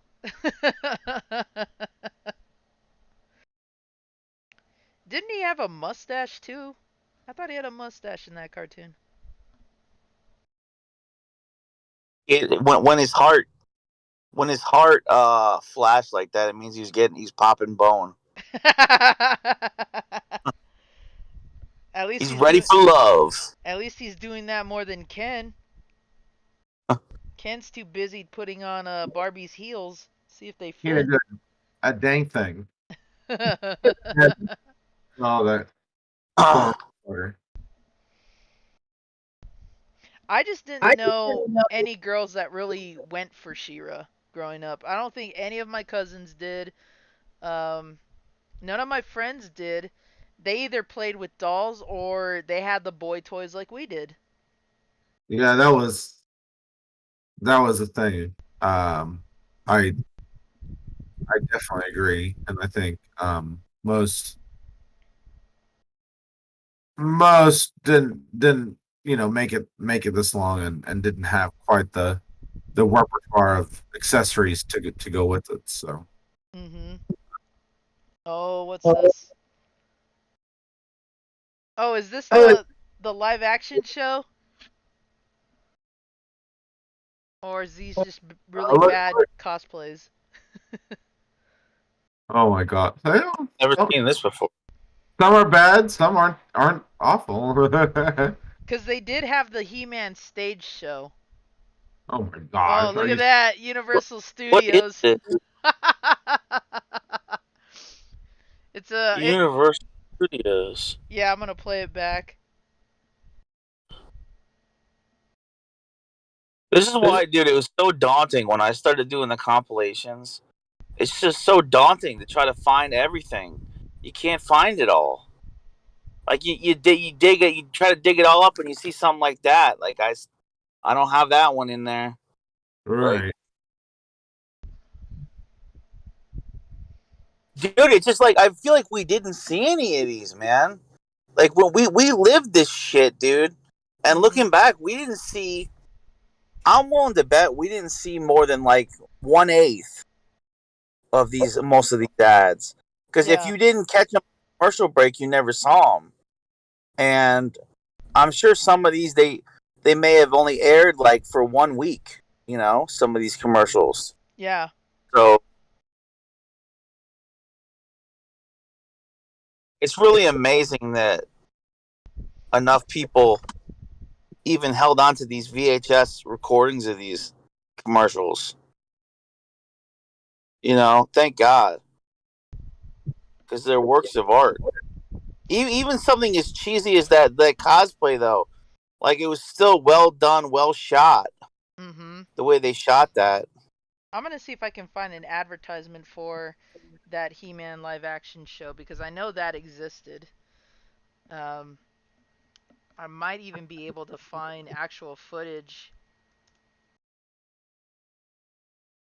Um, yeah, it sucks that we don't even get really good commercials nowadays, and I think Victory Leo mentioned that early on in the podcast that so not only do we have a lot of memorable toys of today, whether it's, because most of what they reinvent is something we've already had, just improved upon it. We don't have any real original toys that have that lasting appeal, nor do we have the commercials to help sell them either. And that was always the I best thought part. I thought an interesting crossover we got recently is the Masters of the Universe throwback wrestler figures that I Mhm. believe Mattel made. I have enough of them that I should know if that's for sure Mattel. But yeah. So they'll have like like a Hordak version inspired of like Macho Man, or they'll have like you know. So they do that theme with all the classic wrestlers from the 80s and 90s. I thought that was a really cool two worlds coming together that fit well. The wrestlers and the Masters of the Universe characters combining into one. And that actually went eight waves of figures. So this is they called it the Masters of the Universe Power Tour.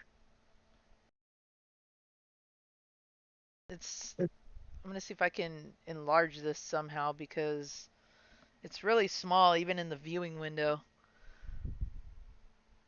Maybe I can skip ahead What where she they says. zoom in. Got all the characters coming out. Snout spout. Trying to make out who's in the middle there. So we And don't she even said, "Can't you make it any bigger?" And I said, "I'm trying." Big as I can get it. Alright, I'm gonna try to. Lord have mercy. If I can. Lord of mercy. It wasn't letting me crop this earlier, so maybe it'll let me now.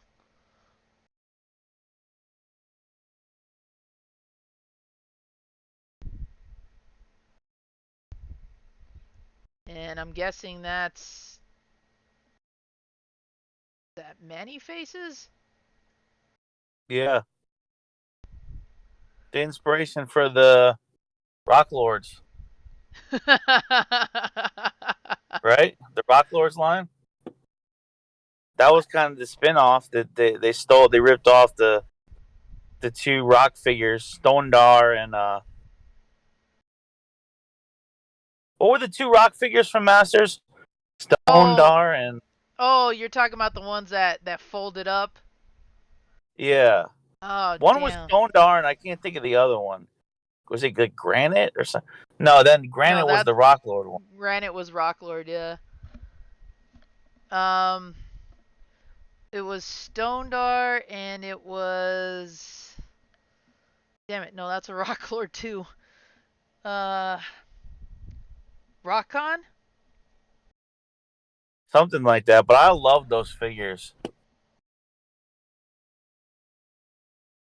Yeah, look at that. There's She-Ra right there, of course, glistening.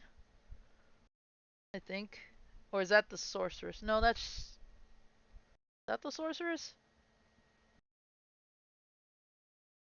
So we got this for a short time. We got the little, you know, show tour and everything. I don't think Barbie's ever done It's still anything more like accurate that. than the fucking movie we got.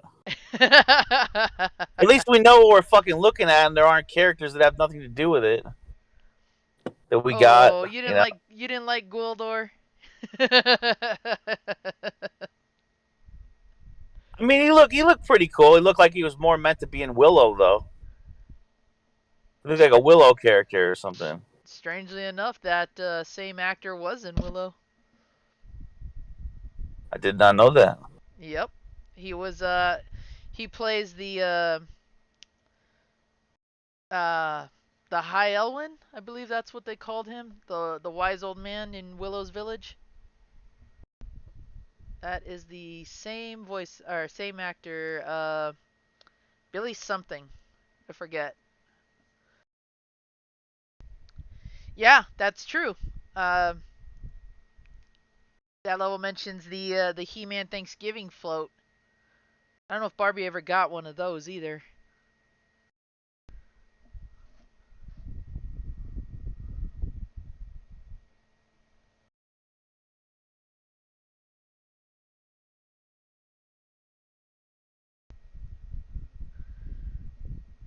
Alright, let me go ahead and go.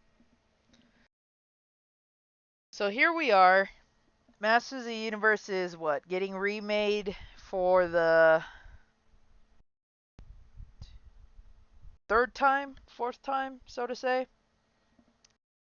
Meanwhile, Barbie still gets her Corvette, her Porsche, whatever the fuck she's driving nowadays, and her three-story mansions. Um, I believe it was Matt Moses and maybe Chris James that showed off the new or the relaunch of the Ninja Turtles. So those are being remade again. And then of course we've got NECA, who's like a giant when it comes to their action figure line. Some would argue that they're cheap. Others would argue that they're worth the price because of the detail. Um, I have a few NECAs, but not a lot to say that I am an enthusiast because I have seen photos on YouTube and Instagram of insane collections when it comes to that. And we've kind of talked a little bit about NECA before in that they're toys or their action figures geared towards displaying rather than actually like playing with them.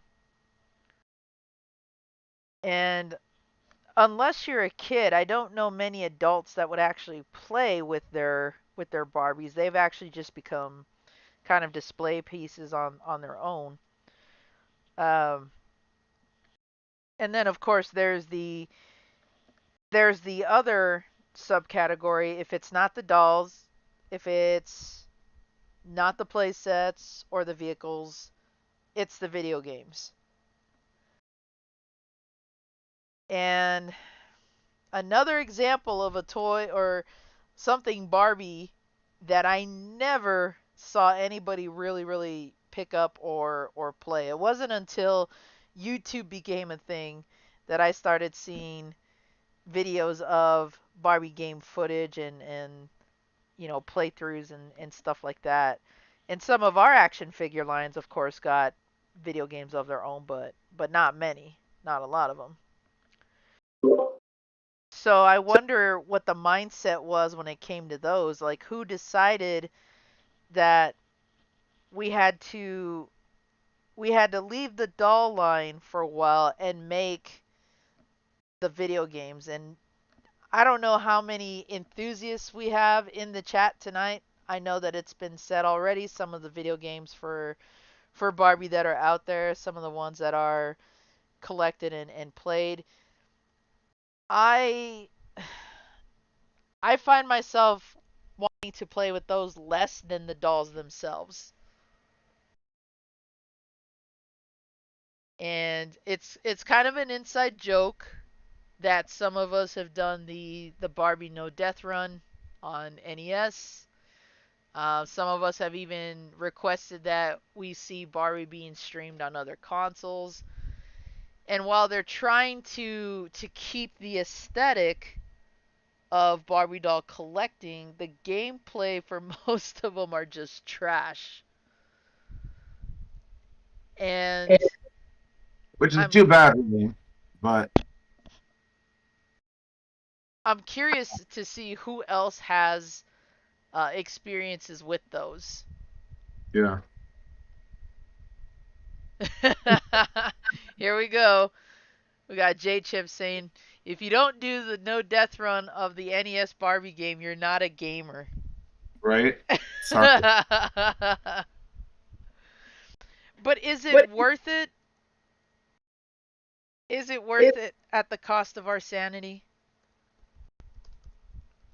Like, don't you think you would feel more compelled to play with the actual dolls as opposed to the video game? Because when I look at this, I mean, I'm having PTSD of when I did it, um, when Captain Algebra, Mazin, a few of us in the community played this. Eugene E.C. Myers recently played this on his live stream, and I can't even bring myself to words on expressing the frustration I have with this title.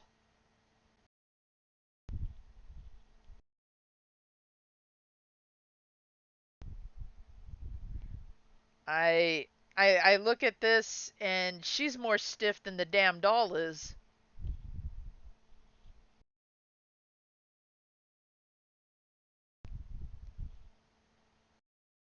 And I look back when I was growing up, my cousin never requested this at all. I don't even think half the time it never even hit her mindset to request any of the Barbie games. She'd rather just have the dolls.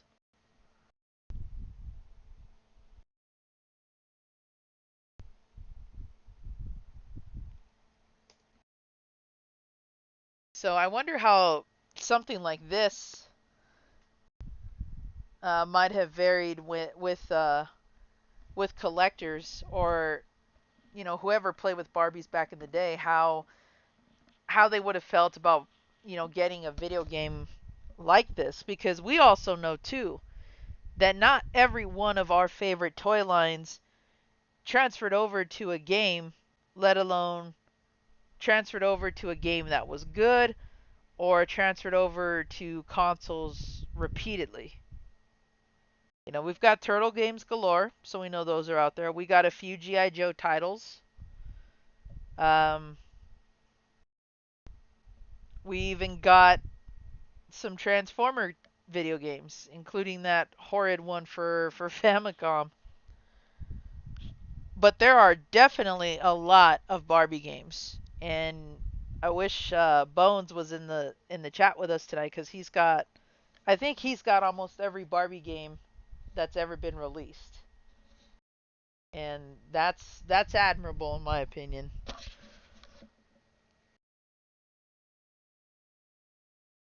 J Chip mentions, I do remember using Bratz dolls as my audience when I was playing with my wrestling action figures. Another example of a figurine line that's, you know, almost to Barbie scale, if not the same height. I don't recall how tall wrestling figures are, but they're up there. They're up there in height for sure. J Chip, I don't know if you can mention how tall those happen to be, but we're looking at we've looked at so far just the overall height of the original Barbie to current and all the different size play sets that she's had that accommodate so many dolls. So, and I know they make play sets like wrestling rings and things like that. So, I know you can fit a few of those wrestling figures in one. I just don't know offhand how tall they actually are in comparison. Because if they were smart enough to make most figures back in the day, what, 3 inches was the average like Star Wars figure at the time, and that was to accommodate all the play sets and vehicles. They tried anyway. Yeah, and we could talk about the design flaws with those too. Let's see here. Yes, the later Transformer games have definitely been better. I want to say that some of the ones that involved the Bayformers were pretty good, but um, in comparison, Barbie has had way more. She's had like CD-ROMs, she's had interactive DVDs, like she's plastered on a bunch of that stuff. Not surprised either. J Chip says, if I recall, depending on the wrestle, they're probably about 6 or 7 inches in height. Okay, and Dad Level Podcast can attest to that. So I don't know why the need to keep her as tall as they did was there, but it's a design they really haven't had to change much at all. So I got to give them kudos for finding the right dimensions, I guess, for that line. But it was kind of weird to have them paired up with all of our smaller action figures if that was the situation you found yourself in, because I know I found myself in that plenty of times. Um, and then, you know, you had the copycats, of course. J Chip mentioned Bratz. That was a huge, huge competition line. Um, Monster High, which I believe, yep, Freakafour mentioned that here. Let me see if I can, oh, there we go. Monster High dolls, I remember seeing those in a Toys R Us and was like, God damn, that is wicked badass. Those actually are pretty cool, the Monster High lines. One of my cousins collects those, and she still has her series from all the way back to when she was, I think, 7 or 8 when those came out. And a lot of them have very cool, intricate designs to them based off of a lot of popular uh, Universal monster characters and a few other bits and pieces of mythology. So that's a cool line that even I would have collected and displayed if I actually cared enough to do that. J Chip says, keep in mind I'm talking about the Jakks Pacific figures. I don't know much about the Mattel WWEs. Yeah, that's true. The newer Jakks Pacific ones are the ones that added detail of realism to them versus ours, which were what, Tonka, I think. Was it Tonka or LJN that first made the line of wrestling toys with all the cool action features? I'm trying to think if I can remember that too.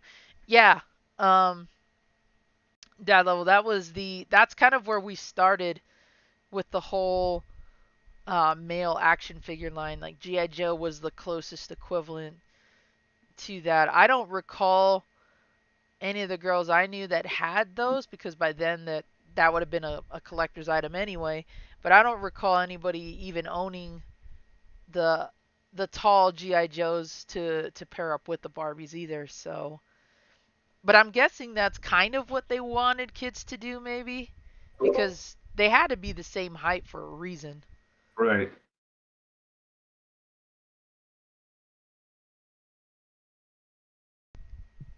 Yeah, I, another I popular line here.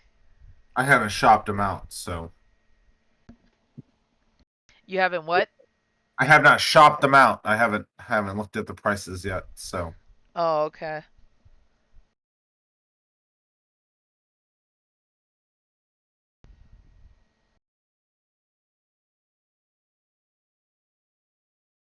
I feel like she is kind of like the ultimate mascot for girls nowadays. I mean, we could argue that maybe Mario is for guys, or maybe another character or a line of some sort. But she has definitely withstood the test of time, and they're still pumping those dolls out like crazy. And I'm sitting here going, how many more, professions can she have? But that's the one thing about Barbie is that you could put her in just about any occupation storyline and it sells. Whereas with guidelines, you kind of have to be particular about that, or you have to be careful how you redesign something because, as we talked about with the ball joints in He-Man action figures, the newer designs look amazing. Not too drastically different from the originals. There's a bit of a height difference, but you've also got that change from the O-rings to the ball joints, which gives us more kind of like posability and durability. So that's improving a toy for the better rather than like Barbie where they quote improve the toy for aesthetic. We have to make sure that we haven't done vet Barbie yet, and if we have, we have to like repackage it with something else to make it seem new. And we could even look at some of the controversies that Barbie has sparked because there have been some with guy toys too. Um, but those are more, from what I recall, those are more either just based off of a simple action feature or when you start getting into the Transformers territory where shape shifting an action figure leads to questions rather than a Barbie doll that could just come out with a completely set of different clothes, or hey, look, her boobs are bigger, or something like that, which is another thing that I find interesting about it.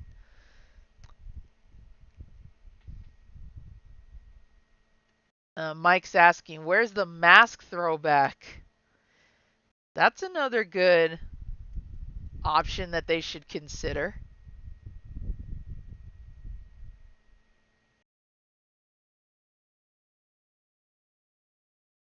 Rickafor is mentioning it. I'm waiting for Remco, the Karate Kid Try Action Figure new re-releases. I will buy all of them day one.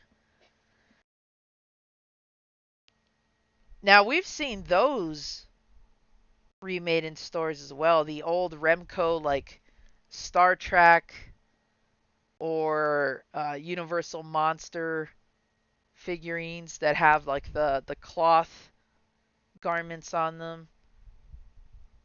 I think those are about, I want to say those are maybe 6 or 7 inches too. I'd have to really look at them again, but I've seen those in Walmart and in Target. And I don't know if anybody is specifically collecting those, but those are another cool option that they brought back for collectors of the original line. And I don't know if anyone else besides Ryan and I that collect Neca, but that has been a booming source for action figures that we either didn't have in the beginning, or they said, okay, since this movie was popular, let's release this line.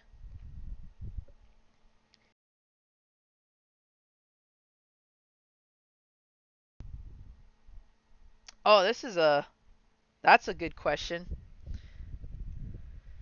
J Chip asks, with me using Bratz dolls as my audience, did you ever use Barbie dolls for your own storylines you came up with when playing G.I. Joe and He-Man figures? Uh, for me, if I was allowed to use my cousin's Barbie dolls, I would say yes. Because with some figurine lines, you didn't really have a female character, or you just didn't have access to one. Like when we played with He-Man toys, I don't think neither my uncle or I actually owned Tila or Evelyn, or even the sorceress. Like I don't think we actually owned the female characters for that line. We mostly had the guys. So if my cousin was willing to let us use them, then yes, we would use those often with He-Man, or sometimes I would use them with Ninja Turtles. I tried to do that with the new GI Joes, but that height difference, I mean, you're not going to be putting Barbie into a Joe vehicle, but you could put a Joe in a Barbie vehicle, no problem. Right, right. That's a great example, honestly.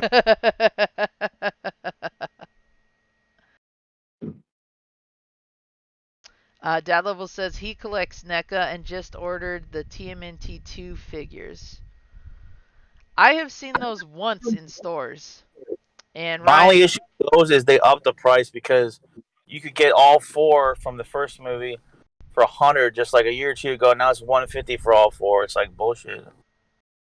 and you kind of talked about that too, Ryan. I think we either talked about it in a previous podcast, or maybe we just talked about it in Discord, and you were talking about how the detailing on them looks really, really good. Yeah, it does. But like just to go up just that little bit more now, for me, I'm priced out on that. I'm not gonna spend 150 for four figures. Like they had the perfect 25 each. That was the perfect number for me. And once they go, 150. So I'm pulling up Pixel Dan's video on these because, of course, if a new figure comes out, he already has one, or a pre-order at least. And this one is called Secret of the Ooze official NECA toy reveal. So I think I have seen this exact set in stores. I could be wrong, but I know I have seen these. And Ninja Turtles 2 being my favorite of the movies, I'm tempted to pick these up, but if they're going to come with that price tag, yeah, I may have to rethink that one.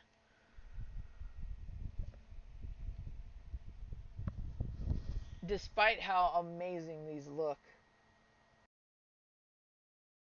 Is this the set that goes for over 100? Is it the four turtles, or It's like it's so they're all in like a VHS style like box. All four of them for Secret of the Ooze, and it's 150. Where I remember specifically even who sold the first four of the first movie of the line they put out was GameStop. I had to pre-order them at GameStop, there we go. and they're 25 each, and they each came in their own box.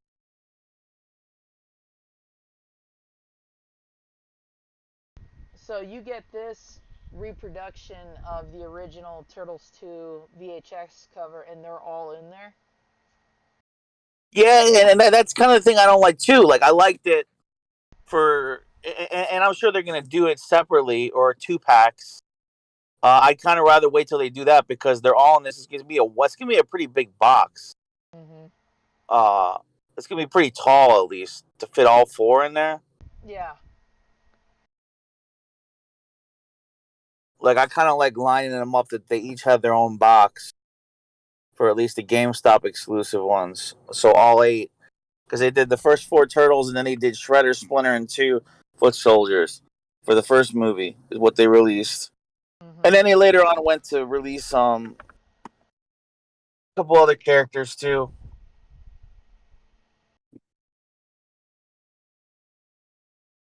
Now I is think they there did April and Casey? why can't I get a name right now? Casey Jones. Yeah. Yeah. Now, didn't they also, with the first Turtles line, couldn't you get those in different sizes too?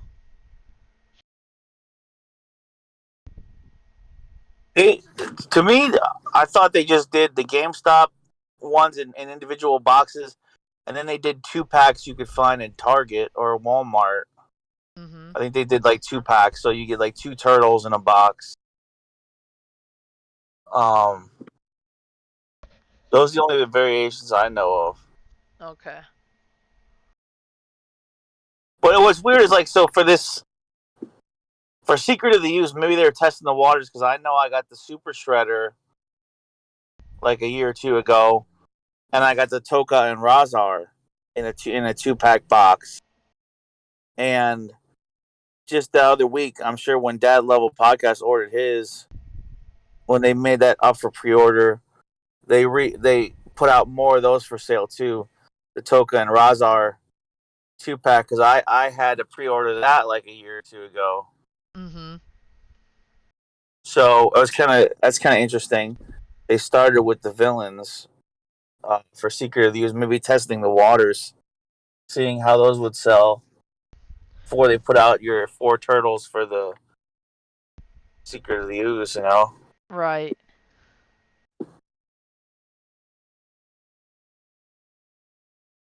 It's just it's amazing to me that, and maybe I don't know that something like this exists where the you've got these NECA lines and these other toy lines. Like you and I talked about the new turtles that are coming out where they've just looked really, really cartoony. Um, Yeah. Even for being based off the cartoon version, they just looked really, really bad. Um, you've got these NECA lines, which are kind of like the Todd McFarlane of today, even Yeah. though Todd McFarlane still makes some badass looking action figures. And some, some will argue that the price of them is not worth it. Some would say they are. It just depends on the figure. Dad Level has been talking about like the switch from plastic to what they use now. So there's a lot of factors that some people just don't consider when it comes to buying these lines. And like I said earlier, you've got Barbie that hasn't changed over any of the years really. She's still the same. And I don't know if she represents what she did when she first came out or if even she appeals to collectors of today. Because when we look at NECA lines, when we look at any of them really, whether they had a toy line previously or not, we look at them from that sense of nostalgia where it's like, damn, it'd just be cool to own that, or I wish that had been out when we were younger. And I don't know if Barbie even has that same appeal anymore. I don't even know if she dominates the market like she used to. And maybe that's because like with what Ashley was saying, there's more of a push for social agenda through Barbie nowadays than there is for just making the damn toys and making one for just about every different kid out there. I don't know if that's how we would feel about NECA or any of our action figure remakes, like they're trying to push an agenda or they're trying to incorporate something new to get older fans to buy it. I don't really feel that way when I look at these remake lines. I don't feel like I don't they're trying have to that. push anything. I don't have that feeling either. That something's getting pushed on you. I don't see it. Yeah, I don't. To me, the problem with NECA is just where does it end with the amount that they release? It's almost like unattainable to try to keep up with it all. That's why, like, I was happy to like get all 7 that they put out of like the Friday the 13th, or like they put out 4 or 5 of the Nightmare on Elm Street movie versions. I was happy to get like a Texas Chainsaw Massacre one, but like I've kind of stopped after like I can live with just the first Turtles movie, all those figures, and then just have like a Super Shredder and the Token Razar. I'm kind of fine tapped out at that. I may jump on the Secret of the Ooze ones, but like then once they're doing like the animated show and like every figure from that to look like the show, and then it's like, I mean, it's a money pit. And you raise a good point too, and Dad Level Podcast also mentioned this as well, that toy collecting has become a very expensive hobby.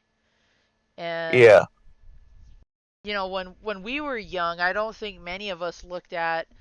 I know I looked at my video games like this, but I don't think I ever really looked at my figures as being something that would one day be an expensive hobby or would one day be, a collector's item. I took care of my video games because that's a $60 video game versus, a $4 or $5 action figure. see, if you're going in as a completionist, just stay away. Say if Yeah. you're gonna be, stay away from NECA. You're gonna be poor. Like, so I try to do like what speaks to me. So even as much as I love Back to the Future, I decided to just get the Marty McFly from 1 and 2, and then I didn't get, I didn't get Doc, I didn't get Biff, I didn't get any of the other stuff. Like, just like I got. Sometimes I'll just get the bare minimum of what will represent the line they're doing, and like so for Gremlins, like I don't even think I got the Gizmo. I just got like the Spike. Am I saying, or is it Stripe? I always confuse those two if it's Spike or Stripe, but I got It's a him. Stripe. Yeah, I got him, and then maybe another one. But like sometimes some lines I'll just try to get the bare minimum of. There was another one I got that had like a chainsaw, and he might have had like the movie Popcorn. Yeah. I thought that was curious. Or he had the Atari games, like the little handhelds in NECA box too. Like I had to jump on one of those. But yeah, like sometimes I'll just try to get what speaks to me. Because if you want to get like all the figures they're releasing from a movie, it just adds up. Now, do we think that trying to be a collector for male toy lines is way more expensive than, say, a toy line like Barbie or whatever else is a high market? Like, I know Bratz dolls are starting to rise in prices and popularities, especially if you have the older ones. Monster High is a market now for previous dolls and some of the newer ones. So I'm curious if whether or not, because of the fact that our toys and our play sets and everything that was relevant to us as kids was shrunk down, and we had to deal with all those plastic parts and those cheap parts. I wonder if that is why trying to collect male toy lines is so damn expensive.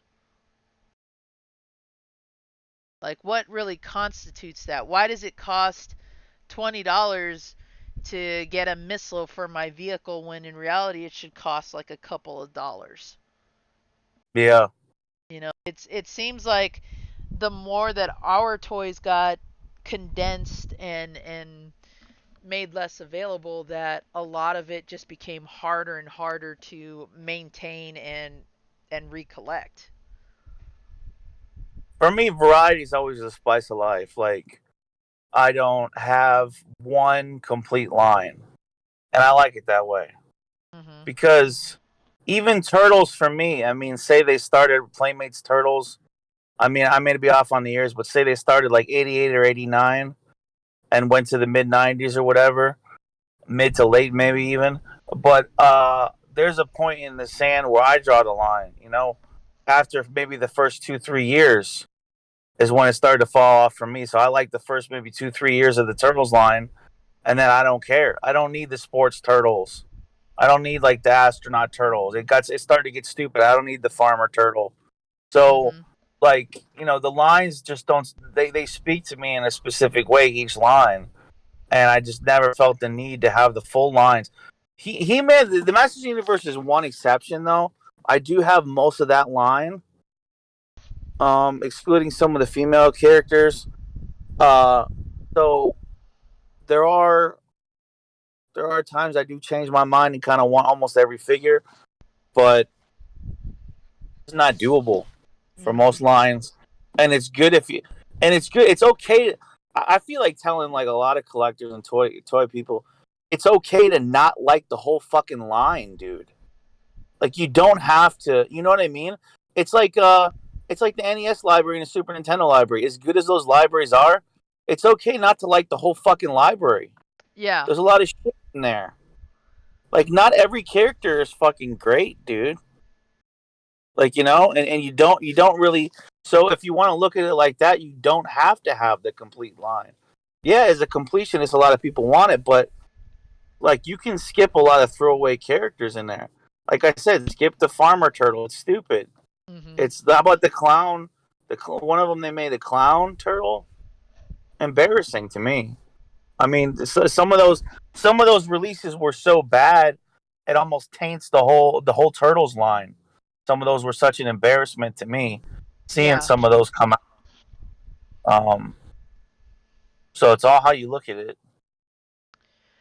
And we've talked about applying those same principles to not just action figures but video games and movies and whatever else seems to be a market nowadays. BFG, do you feel the same way when it comes to your arcades, or are you more about just picking up whatever you can get a good deal on?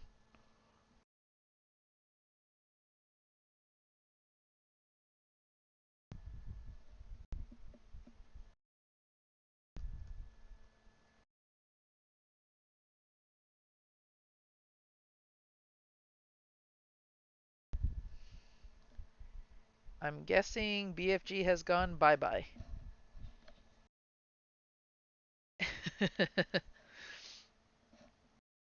Yeah, Well, is it just the two of us? Is Ash still here too? I think she stepped No, away as well. I'm here, by the way. I am here. Okay. So I had asked a moment ago, applying this toy collecting concept to video games and DVDs, where you either, if you've got the funds, you either go all in and you buy up everything you can, or you go down the particular route and you are kind of choosy based off what you're looking for and what your limitations may be. As an arcade enthusiast, how do you view your collecting process when it comes to that? Hmm. Like, do you go out and get whatever it is as long as it's cheap and affordable? Do you just pick it up, or are you actually like choosy It, about which arcades you get? well, so the console stuff, that sort of thing has changed over the years. It started out one way and now is another. Arcades for sure. I'm definitely more particular about what I'm gonna end up bringing home because of one, just the space issue. Like um, it's really hard to bring home arcades that you can't stick anywhere because you got no room to put them. So there's that, but um, and then the cost factor is the other thing that kind of goes into the arcades that's involved, and we're usually generally the arcades are a bit more than your neighborhood garage sale, bucket special or whatever. So um that's the other kind of factor that comes into it. But between the two, definitely um, more picky, more choosy about what's going to be going home with. Like when you started the hobby, I mean, how did you base what was going to be your first arcade and then eventually leading up to the ones that were like your holy grails, you Right. know? So the first arcade ended up being something that was a Facebook Marketplace find, and that was Pac-Man, the original Pac-Man game, for $100. I had to go pull it out of somebody's basement. Um, which I was lucky that I even got to the a reply on that Facebook Marketplace when I hit, hey, I pulled it up. It was, I can remember like it was yesterday. It was, saw it up. It had only been up 2 minutes. Well, this was also back when Facebook told you how many people had responded to the ad and how long the ad had been up. And it had only been up 2 minutes and nobody responded. I replied immediately, and they were just like, are you, eventually they're like, are you sure you're coming? They're like, we got a lot of people interested. I'm like, yes, I'm coming. Save it. Like I'm on my way. Hmm. Um, and then what kind of helped evolve to where I would have a holy grail to find to bring home was getting involved in the community and seeing what the real deal arcade operators had and their collections and storage. Checking out the auctions that were going on, the arcade auctions, and kind of looking at everything as a whole, and then kind of deciding, okay, well, these things are going for crazy amount of money. What is it that you really want with your limited amount of space? So that's kind of what helped, one, stop me from picking up some, basically, whatever I could find, and then add it to the uh and then adding just what I wanted to the garage arcade. I'm wondering if there is, whether it's an action figure, a playset, or a vehicle, that if you had to kind of Frankenstein it all together, if there is one out there that would rival the cost of, say, restoring an arcade cabinet. Like maybe that's just a little too That's a good ex. that's a good question. I I kind of want to say yeah, and that's just with my limited knowledge of the one market there, but um especially if we're talking Barbie proper, because some of these Barbies, who they've been around for so long, the product line and stuff. Um, I would almost say I'm sure there is that, that group of Barbie. If you hit everything on the right head and you got all the notes right, you you'd have that pricey uh figure and accessory or whatever went along with it. Ryan, do you recall what was probably your most expensive action figure, whether you bought it separately or if you actually bought it with the accessories or if you had a Frankenstein something? Do you recall what your most expensive figure might be? Uh, I have a scare glow, but it's not complete. It doesn't have the cape. That's one of the more expensive ones. Let me think. Let me think. What's probably the most expensive? Uh, there's a Skull Man figure. That's what they call him. I think from the Beast War. I'm trying to think of the name of it. It's like kind of a spin off of Motu. Warrior Beast. There's a line called Warrior Beast, and there's a figure called Skullman. It's kind of a poor man's Skeletor. But I think that one's gone. I think that one's gone up to like 250. Oh my It's god. not cheap. And is that loose or is that with any accessories? I have it loose. Okay. What would you say is the most expensive arcade you've had to restore, if any, BFG?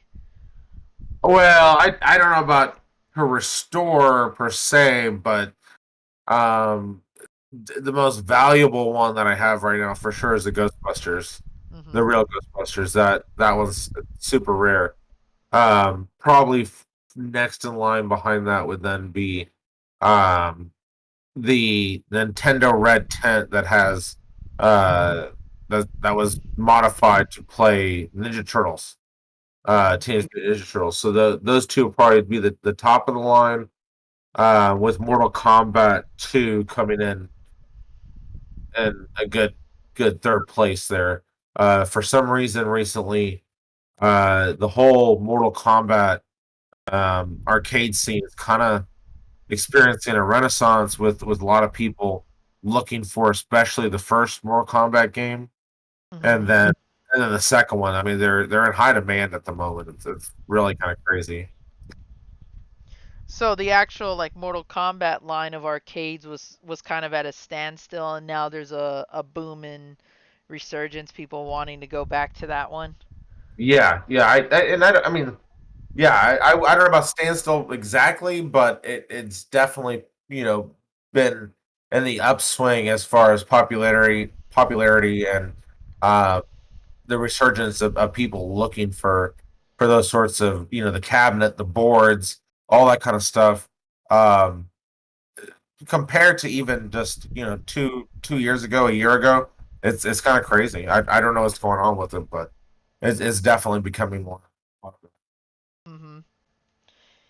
Because when we look at the variety of our collections, whether we collect toys, video games, or everything, um, we can find what are some of our most expensive items. But when I think about massive collections like I'm about to show in just a moment, I kind of wonder what the what the market is for a toy line like Barbie, where you not only have to have the figure in pristine condition, you have to have all the accessories, and just how much that makes or breaks a whole collection. Um, Dad Level Podcast has mentioned you'd have to think about that because he's got expensive Masterpiece, Matchbox, Robotech, Modern G.I. Joes, and Ikun is saying, still think my most expensive toy was Mephisto Diamond Select CIB. So, I I get what you're saying. I what one it always depends on the collector and how they want to go with their collection. Um, but for some of these things, that's what I'm saying. So some of these um super rare releases, one offs that, and or maybe some of those accessories that are just known to have always gone missing, or were the first thing to fall out of the package when somebody opened it. Those are the things you're looking for, right? When determining what's really the hard to find stuff with these collections. So um, it's really unique. Hey, but that's part of the fun of doing any collection, any hobby like that. So whether mhm. it's a game or uh, figure. Because I know my cousin, I've spoken to her about this before. I know she wishes that she had held on to this huge size trunk that she had of all of her Barbies and accessories. Because now that she realizes that there was a market for that, and I said it's actually been there for quite a while. But yeah, I get what you're saying. Now that she knows that there was a market for that, she kind of wishes she held on to all of it, and then now decided to sell it all. Um, and that makes sense if you no longer have an attachment to it, or maybe you just want to get it all out of the house too, and just like $100 take the whole thing and not realize that you've got some heavy hitters in there. Um, let's see. Fricka4 says, off the top of my head, I have both. I'm gonna assume that's Garbage Pail Kids, vinyl Funko Pop series 1 and 2. 24 figures in all, average about $25 to $30 now. Jeez. I think I know what those are, the blind bag ones. Um, and even a line like Garbage Pail Kids, which was mostly just the sticker cards. Even those run a hefty price if you've got a complete set. So when I look at this collection, for example, I'm blown away by what it must have taken to have something like this and maintain it over the years. Wall to wall Barbies, the play sets. I mean, holy cow.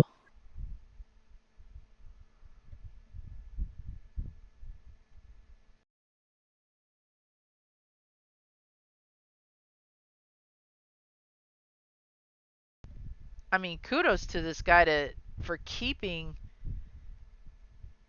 this insane collection. That's really crazy, actually. That in a good way. I mean that in a good way. And you can see here from it kind of goes with what I was talking about. Some of those super hard to find accessories that you just have never seen before. Some of those variants, um, and I'm sure the packaging and the dresses and that sort of stuff. I'm sure there's such huge rabbit holes to go down that nobody here, between any of us would have any idea that that's a rabbit hole when it comes to Barbie collecting. But this guy, I'm going to say he knows his stuff. So.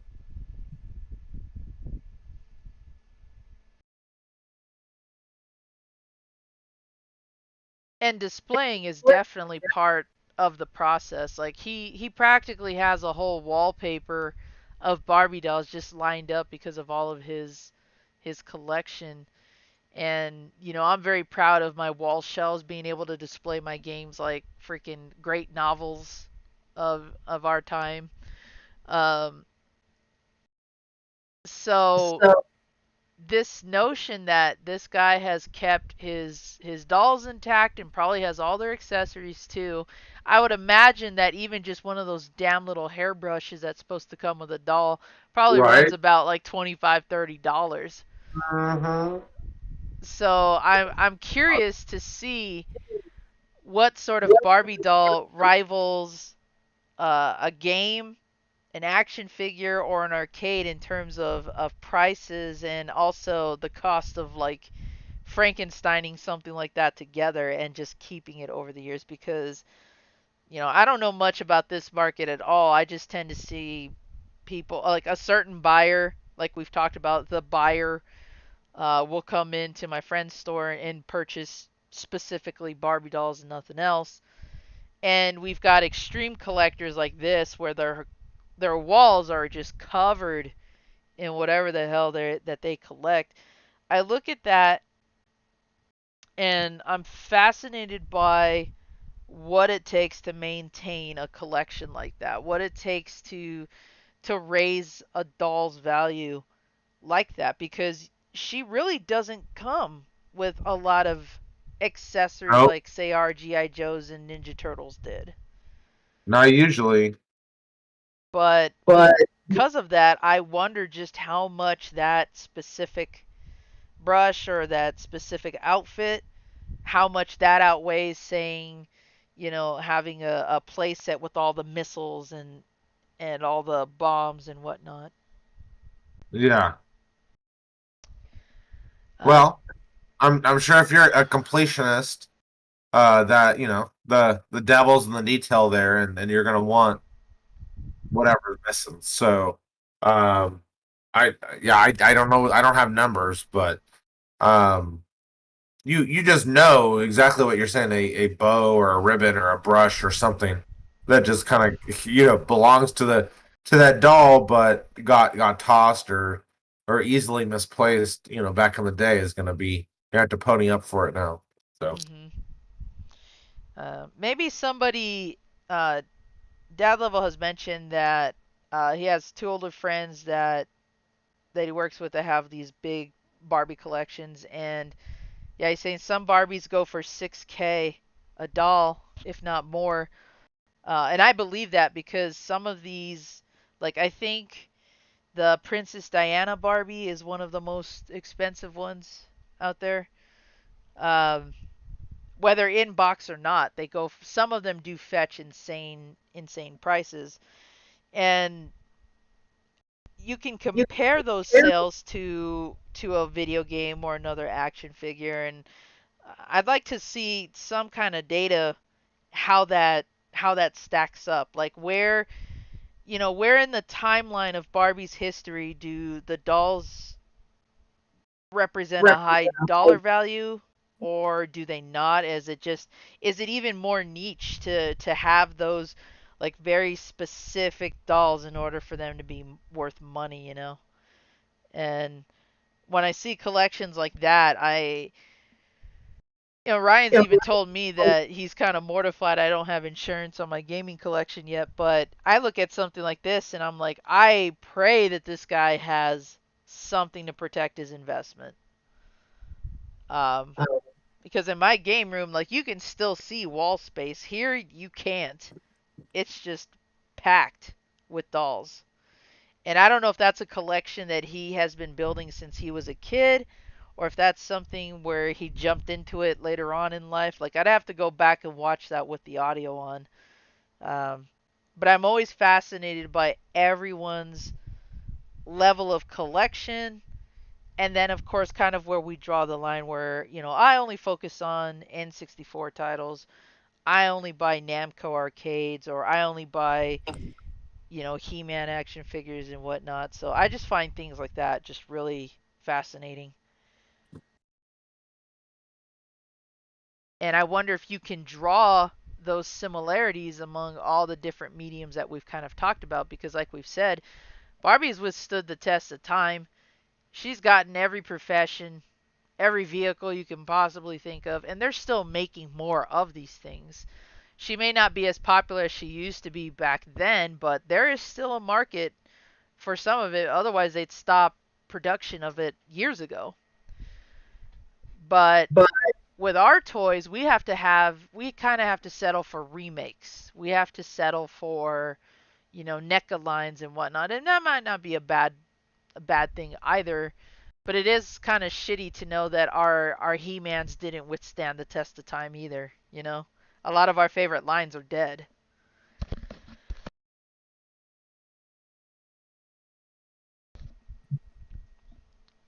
But it kind of seems we're at a point where I think many of us have shared some of our experiences with this doll.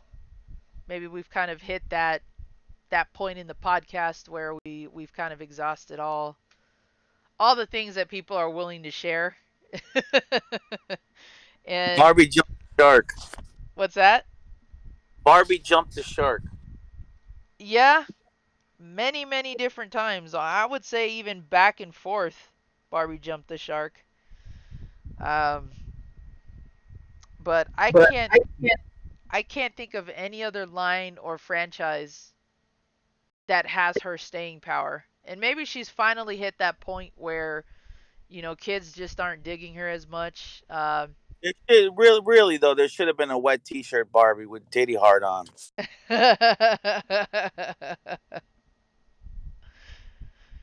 I mean, who's to say, really? Who's to say that somebody, hasn't made something like that? Um, Barbie has her fair share of controversy. I mentioned the other night her sister Skipper has that doll where they called it coming of age Skipper or something like that. And you move her arm and her bust grows, and she actually grows a couple of inches in height to accommodate this. Um, there were all the expectant mother Barbie dolls that were a big controversy. Um, Not only just because they were controversies within themselves, but I think they also had uh, product defects where like parts would fall out and be choking hazards, that kind of stuff. Um, so even her line has a lot of controversy in it, and most of ours we know for a fact our toy lines do. I think they were kind of made for controversy, but uh, nonetheless, here she is, and whether you guys were forced to play with Barbie of any kind, whether it's the dolls, the video games, I mean, hell, if you collect any of those too, kudos to you. Would love to hear some feedback on some of what we've talked about today, and even things that we didn't, because I do know there are people in the community that do collect the Barbie games and actually enjoy them. So if they listen to this podcast after upload, I'd like to hear what their thoughts are on those collections and what playing those games means to them, because I'm sure that they're fun for some people. J Chip brings up this point that many of us toy collectors have discussed. Kids nowadays don't want toys anymore. They want tablets, smartphones, mobile games. Get them toys anyway. You know, Yeah. screw it, screw it. Say, hey, this is old school. You got to use your imagination. Mm-hmm. He adds to that, I think one of the other popular toy lines that always stayed relevant no matter what is Lego. That's true. Um, and Lego hit a snag too in their industry line at one point, because there were titles that or series that nobody found appealing. Um, was it Jack Stone? I believe it is the name of the sort of like super spy character. That was a downfall for Lego. The Galador line was a downfall too. So even they had their ups and downs, but for the most part, they have stayed relevant too, even though they've come pretty close to bankruptcy. Ekun mentions, I'm sure PETA lost their minds when Beast Wars hit the scene. Probably. Would be shocked by that.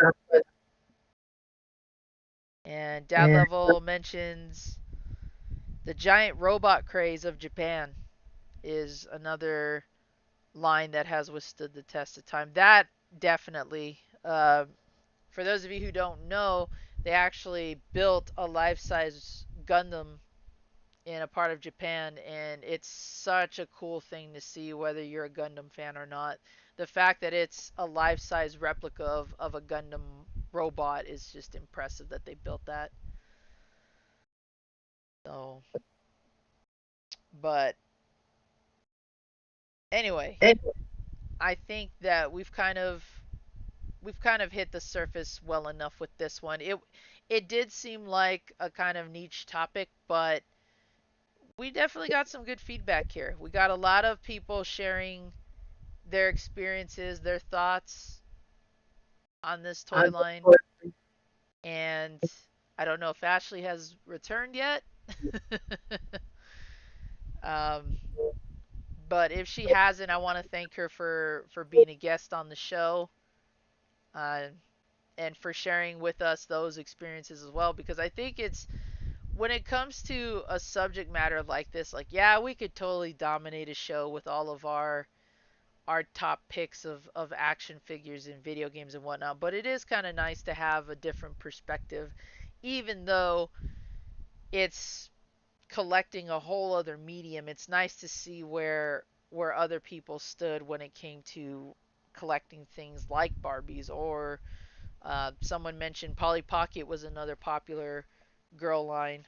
I had some friends who invested hardcore in those, and I was over here trying to get Mighty Max at the same time.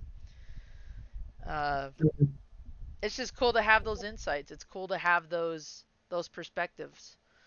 And it seems like a lot of us had something to do with Barbie growing up. So again, kudos to all of you in the chat for sharing those. And if there are any other things that you want to share afterwards, we will have the Discord section opening up soon once we have ended the episode. And then, of course, you can always type away in the comment section and let other people know what your thoughts and experiences were with this particular toy line, because I think everybody had at least one in some way. And I know that I definitely had quite a few, even though they all kind of meshed together and was just the same damn experience, just with different dolls. Like, can I just bring my toys into this and make it fun? Because that was one of the things that would have made playing Barbies with my cousin a hell of a lot more interesting. Like, okay, go get your Corvette. I'm gonna get the turtle van. You know, I'll meet you at the dance, kind of shit. um, so yeah, it's been a cool little topic, a really cool, interesting one. Do you guys have anything that you want to add to, final words or anything of interest, whether it's a Barbie experience you had or not?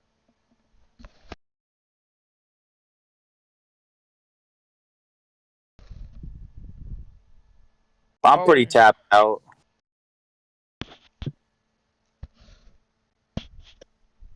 or when you just walk down that I, aisle and you see her and you just want to choke a bitch. I can't think anything else to say. Other than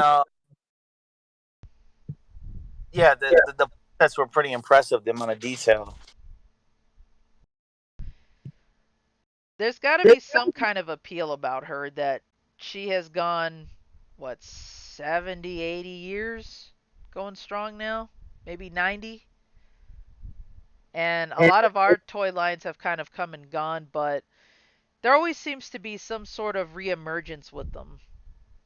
And thankfully, a lot of them have been for the better. But, damn scalpers buying up everything I'm trying to get my hands on in stores, because I hate the shopping experience in person nowadays. Um, I've seen that with Neca as well. I've seen how some store employees definitely give customers a heads up, and I don't know what their whole transaction is, but they definitely make it easier for scalpers and harder for the true collector, the true buyers, but oh well.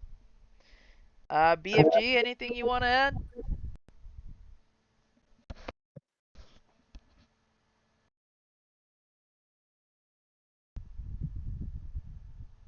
I'll take that silence as a no.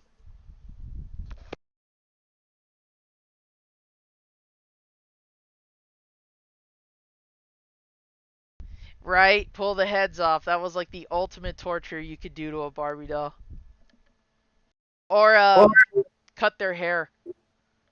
Complete buzz cut them. My cousin would have a heart attack whenever we did something like that to her dolls. Well, gents, with that being said, I guess we can conclude the episode here. I look at this damn collection and I'm like, man, why couldn't I have had a majority of those for my He-Man? But Barbie, man, I guess that's the power you have when you have multiple professions and can't keep a single one of them. All right, guys, I guess we will go ahead and wrap up tonight's episode with that. I want to thank all of you for being in the chat, keeping us going. This has been a very fun topic to discuss, and if this is a focus you'd like for us to come back to, there are plenty of toy lines that we all have, some of which maybe even you guys may not know about, some of which maybe even us as hosts don't know about. So if there's a toy line, or if there's a specific time period of toys you want us to discuss, feel free to suggest that in the comment section on Twitter or in my Discord, because we do have a segment for the Retroactive Trio podcast. We love to hear all your ideas and keep the votes coming. This one was kind of a last minute, out of the blue win for Barbie. So, it seems like there was a lot of us that wanted to kind of talk about it, um, share some of those moments, whether they were good or bad. maybe both. Um, but yeah, just keep voting on the topics that you guys want to discuss. And as always, if you are interested in discussing the topic with us, we can try to work something out so that you can be a guest on the show too.